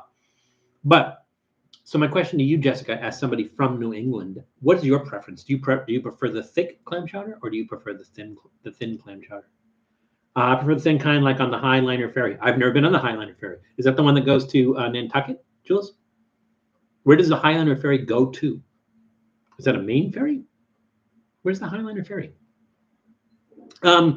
Julie, did you go with me to Woodman's? So Woodman's of Essex is the place where they invented the fried clam. And when I say invented the fried clam, it's like everyone's familiar with clam strips. This is not clam strips. This is like the whole clam, soft shell clam. They take it, they roll it in, I don't know, maybe it's flour, maybe it's a combination of things, and deep fry it, belly and all, the whole clam. And that was invented in 1916 at Woodman's in Essex. And Woodman's in Essex also does clam chowder, but they do it with a thin broth clam chowder, which I really, really like. So Julie, I don't remember. Did you go with me to Woodman's? I don't remember that. Thick and creamy with big chunks of potatoes and clams. Oh, so Bob, you do like yours thick. Okay. And I'm not even going to get into like Manhattan clam chowder or Rhode Island clam chowder, because those are two completely different things. I like my clam chowder thick. Oh, okay. Yeah, I think that's what most people grew up with. Like I grew up in the Boston area, and that's how I used to have it, because that's you won't go any place like even Legal Seafood or Kelly's or anything. Although Kelly's might be I don't remember. I'm trying to remember Kelly's. That was a thin broth or a thick broth. I can't remember, but I like the thin one. I like the thin corn chowder with bacon. Ooh, I haven't had corn chowder in decades, because those are blasphemous. Clam chowder along the Oregon coast is good. Yeah, is that? But Donna, that's with the razor clams, right? Because the razor clams are a big deal in Oregon, and you can dig for those all year round. I don't know what the deal is. A lot of people go and dig for them themselves, but razor clams, it's a completely different animal. I've not had razor clam chowder though. I've usually had like fried razor clams, but I've never had razor clam chowder, so that's worth a shot, I think. Kelly's chowder is Snows. Are you serious, Jules? It's canned chowder? Oh my God, that's horrid. We asked a trivia question way back when. The question was, what is the name of the British dish made from cooked potatoes and oh, I should pretend like I'm reading off the card. What is the name of the British dish made from cooked potatoes and cabbage mixed together and fried? I'd have to go way back and see what those guesses were. Let's see. Let's see. Janice Yamanaka said bubble and squeak. Jared Tierno said bubble and squeak is really good. I think that's answering the question. Julie said, I thought bubble and squeak was any leftover veggies cooked up. Delish. Those look like the only answers. There weren't a lot of answers on that one, so I'm not going to give away any points whatsoever. But I think you're all correct. It is bubble and squeak. I think traditionally, it's potatoes and cabbage. But I think, Julie, you're absolutely right. It's like any leftover vegetables. The thing about bubble and squeak is it gets its name from the sound it makes as you're cooking it. It bubbles and squeaks while you're cooking it. My first experience with bubble and squeak, let's see, was in Liverpool. There's a pub called the Monroe, and I ordered the pigeon at the Monroe, which is a pub, and it came with bubble and squeak. It was like the pigeon was sitting on a bed of bubble and squeak. So I couldn't hear it, but I actually ate it, and it was delicious. So yeah, I do like bubble and squeak as well. I missed the question. No worries, Jessica. We're not keeping track of points or anything, so I don't even remember. Do you remember Hilltops? I don't remember Hilltop. Bob, I've been to Hilltop a bunch of times, but it would not have occurred to me to get clam chowder at Hilltop just because it was a steakhouse. So I would not think to get I would not think to get clam chowder at a steakhouse, which is probably why you're used to the thick and creamy one, because you worked there for probably a couple of decades, I think. And if that's what you're used to, that's what you like. But yeah, no, I don't think I've ever had Hilltop's clam chowder. Let's see. Razor clams are so sweet. They are really good. I didn't realize you did the next one already. Oh, well, I did it a long time ago. So I'm going to do another one because we have one snack left. So we got another question coming up, so you won't miss that one. But like I said, I'm not keeping track. I throw points out there. I'm not keeping track of it. It's just a fun thing to do. Just we're not competitive here. We're all just one big happy community. Yorkshire pudding, so good. Yorkshire pudding with roast dinner, with Sunday roast dinner. Yeah, delicious. I had that in Liverpool too. Sunday dinner. Can you shave with razor clams? Not well. It was awesome, especially with the seafood platter. I almost think I did have the seafood platter at Hilltop, but not one. It doesn't really.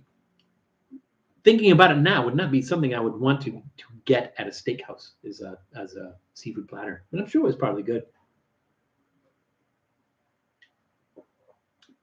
I like that beer. All right, so one snack left. Let's ask another question.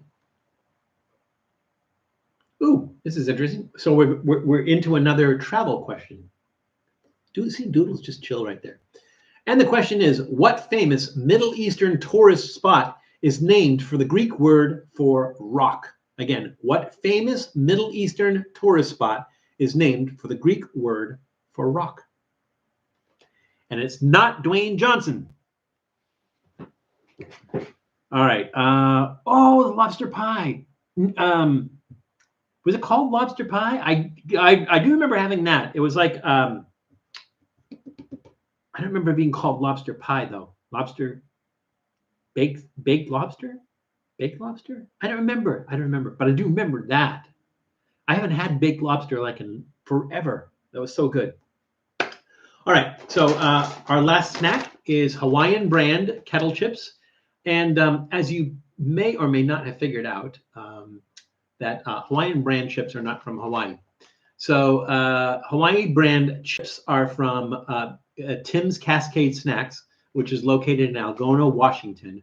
And they are owned by Utz of Hanover, Pennsylvania. Now, if the word Utz sounds familiar, or Hanover, Pennsylvania sounds familiar, that's where most pretzels come from.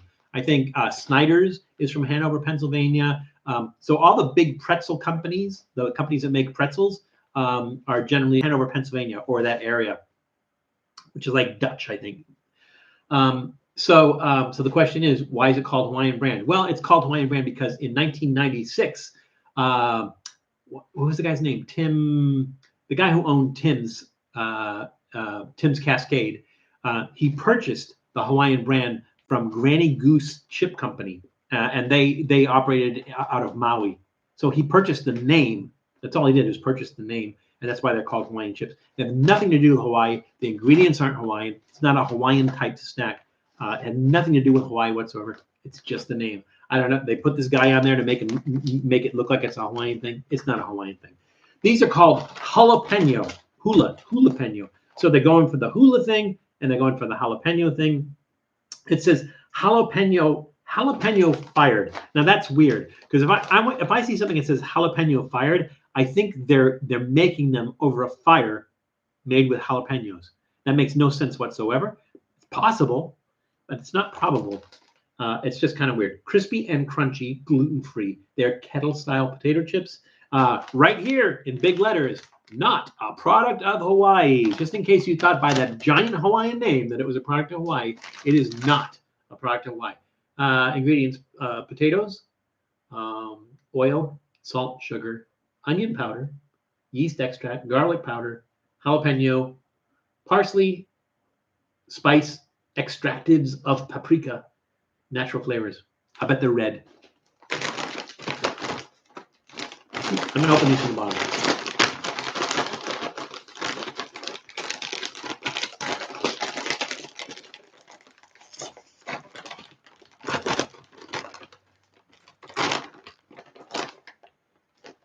See? I don't think you can see that. There. That's where all the flavor goes. Bottom of the bag. They look like kettle chips. Nothing fancy there. Ooh, here's a nice big one.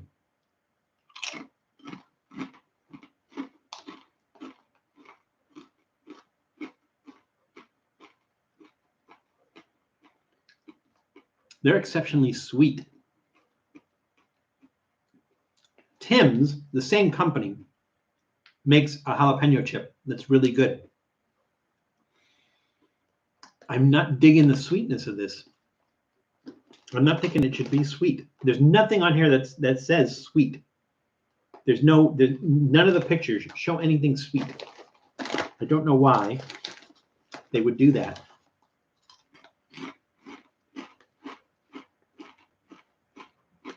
They're crunchy. They're thick. They're not too salty. That's good. I just don't like the sweetness. It's kind of a negative for me.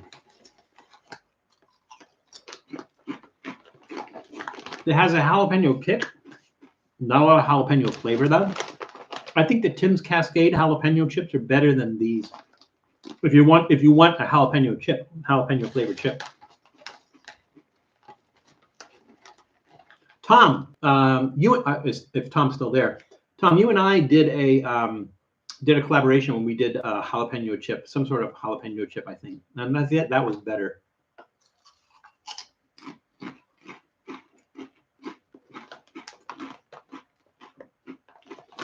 Tom, I don't know that you have had this flavor because this is new. This is relatively new. I've just seen this jalapeño. I don't know. It's kind of maybe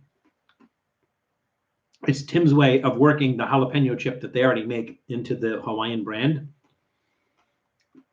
Because I don't think I'm not sure if the other ones were kettle chips or not. I don't know. I don't like the sweetness in there. That's going to be a thumbs in the middle for me.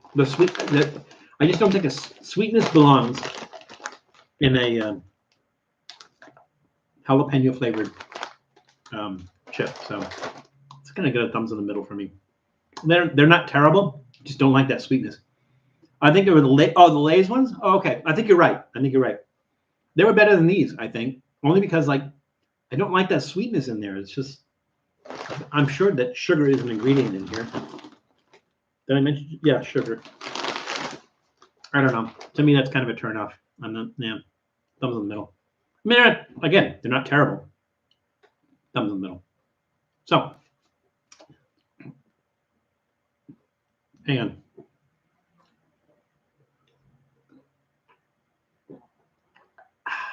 Let's go back to our question. And our question was,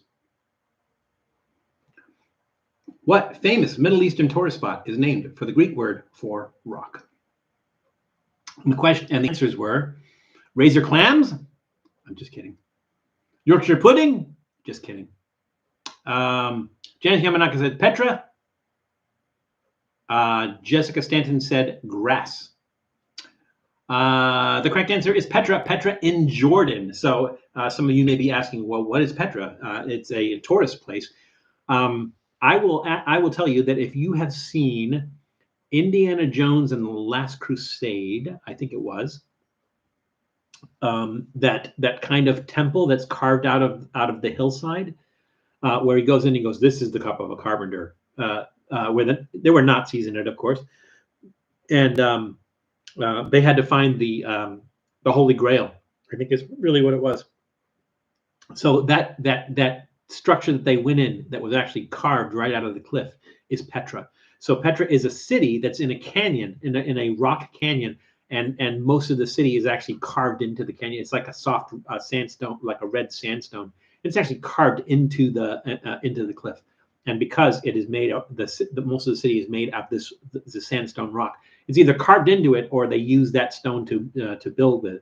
Because of that, the city is called Petra. It's in Jordan, and it's a huge tourist attraction. People go there every year. But if you Google it, probably what will come up is that temple, and you'll look at it and go like, I know exactly what that is. That's Petra, and it is named after the Greek word for rock.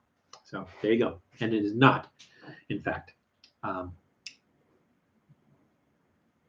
I can remember Dwayne Johnson. Thank you. What is your favorite pasta and sauce recipe? Well, my favorite sauce recipe is the tomato sauce my mom taught me how to make. So that's my favorite sauce recipe. I got I don't want to say an argument, but in a discussion with my sister-in-law who was talking about, oh, this is the best jarred sauce to buy. It was Rao's, I think. This is the best jar sauce to buy. And I'm like, no, the best jar sauce to buy is none. It's not to buy a jar sauce, it's to make your own. She goes, well, not everybody has the money to make their own sauce. And I'm like, I think in the long run, you make your own sauce, it's cheaper, that you can make a whole pot full of sauce for the same price as a jar of sauce. Unless you're going to Whole Foods and buying heirloom tomatoes to make your sauce, then no, I think it's relatively inexpensive to make your own sauce. And my mom taught me how to make sauce. I don't remember if she put sugar in their sauce. I don't. I don't like sugar in my sauce. I don't like it to be sweet. But I make it my own way. I kind of riff on the way my mom taught me to make it. So as far as a pasta sauce, it's my mom's red sauce that she taught me how to make. Favorite pasta, I'm gonna have to go with lasagna. I think lasagna is probably my favorite pasta. I like most pastas. I don't know if you would call like noodles, like Asian noodles, would you consider that pasta? So if it hasn't come out yet, so when Matt was over here on Monday, we filmed a bunch of stuff, and one of the things that we filmed stuff for his channel, we still film stuff for my channel. One of the things that we filmed for his channel, we basically did a whole series on mean foods. So he sent me a bunch of pictures of mean foods, and he said, well, just get the stuff for it. If you can put this together, and we'll make this. So one of them was noodles or pasta with hot dogs or sausage. We couldn't tell what, it was just a picture. Hot dogs or sausage and Fruit Loops.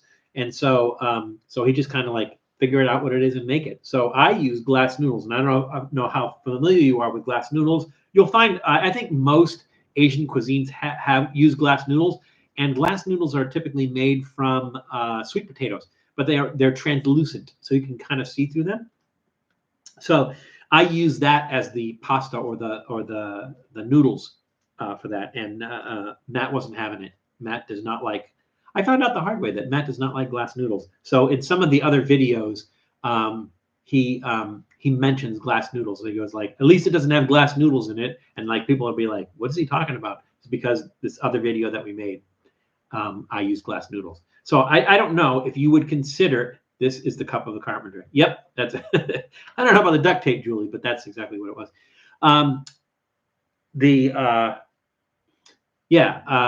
Matt was not crazy about it, but I don't know. Would you consider like Asian noodles, like boat noodles and stuff like that? Would you consider that pasta? Is that considered pasta? I think the difference is pasta is made with wheat, typically made with wheat, whereas noodles, especially in Asia, noodles are made with Some are made with wheat, but a lot of them are made with rice, like vermicelli noodles and stuff are made with rice. A lot of them are made with rice. So I don't know. I'm willing to accept the fact that anything that's noodle shaped is a pasta. But maybe some people are purists on that and don't necessarily agree with that. Love Alfredo with angel hair pasta. I do as well. Not necessarily with angel hair pasta. I like Alfredo with wide noodles. Those are pretty good. Roa's sauce is pretty good in a jar, but I buy their vodka sauce because I don't know how to make that. Well, I'm glad you asked, Tybalt, because Tom, old guy in Colorado, does an episode where he teaches you how to make vodka sauce. So I think it was last week. So I would say, Tybalt, go to old guy in Colorado and watch this episode from last week where he teaches you how to make vodka sauce.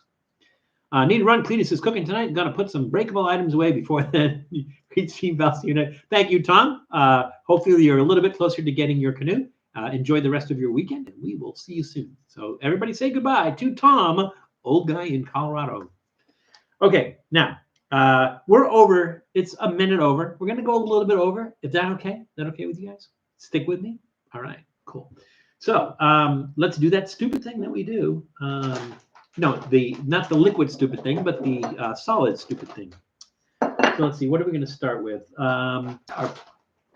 Let's start with the pineapple cake. We'll put that on the bottom.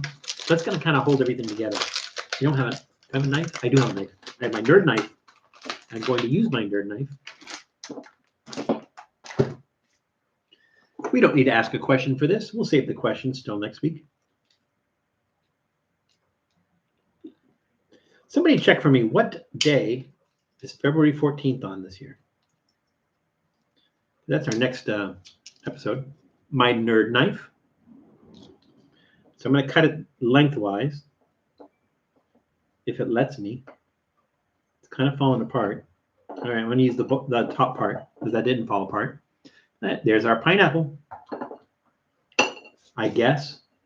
All right, let's see. Let's embed some of the toasted corn, the Snak Club tajin, chili, and lime corn. Let's embed some of that into the pineapple stuff. Just going to push that down in there so it doesn't roll off. There we go. Let's see. Let's stick a couple of those salted egg, roasted coated peanuts in there.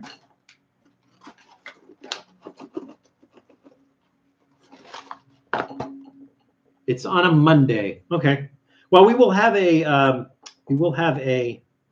Valentine's Day episode, so we'll have to have that. That will come out on Monday, but I don't know. Maybe we'll live stream like the 2 days before that, and do a Valentine's theme. These are evenly sized. It doesn't matter which ones we grab; they're all the same size. No, they're not, because some of them are broken.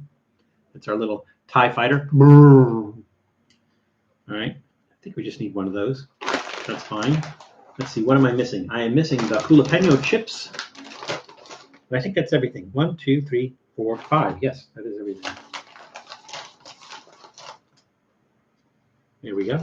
I think this one's going to be easier to eat than most of the ones we do. There we go.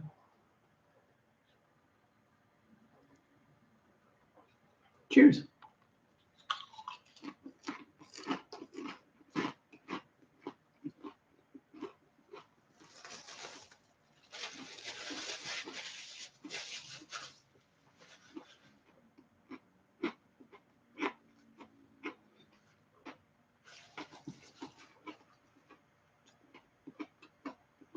The two things that dominate here, the pineapple cake and these.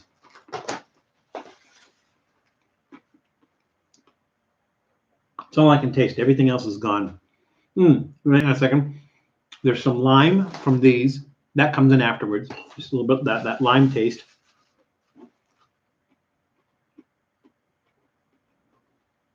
It's not terrible. It's not great.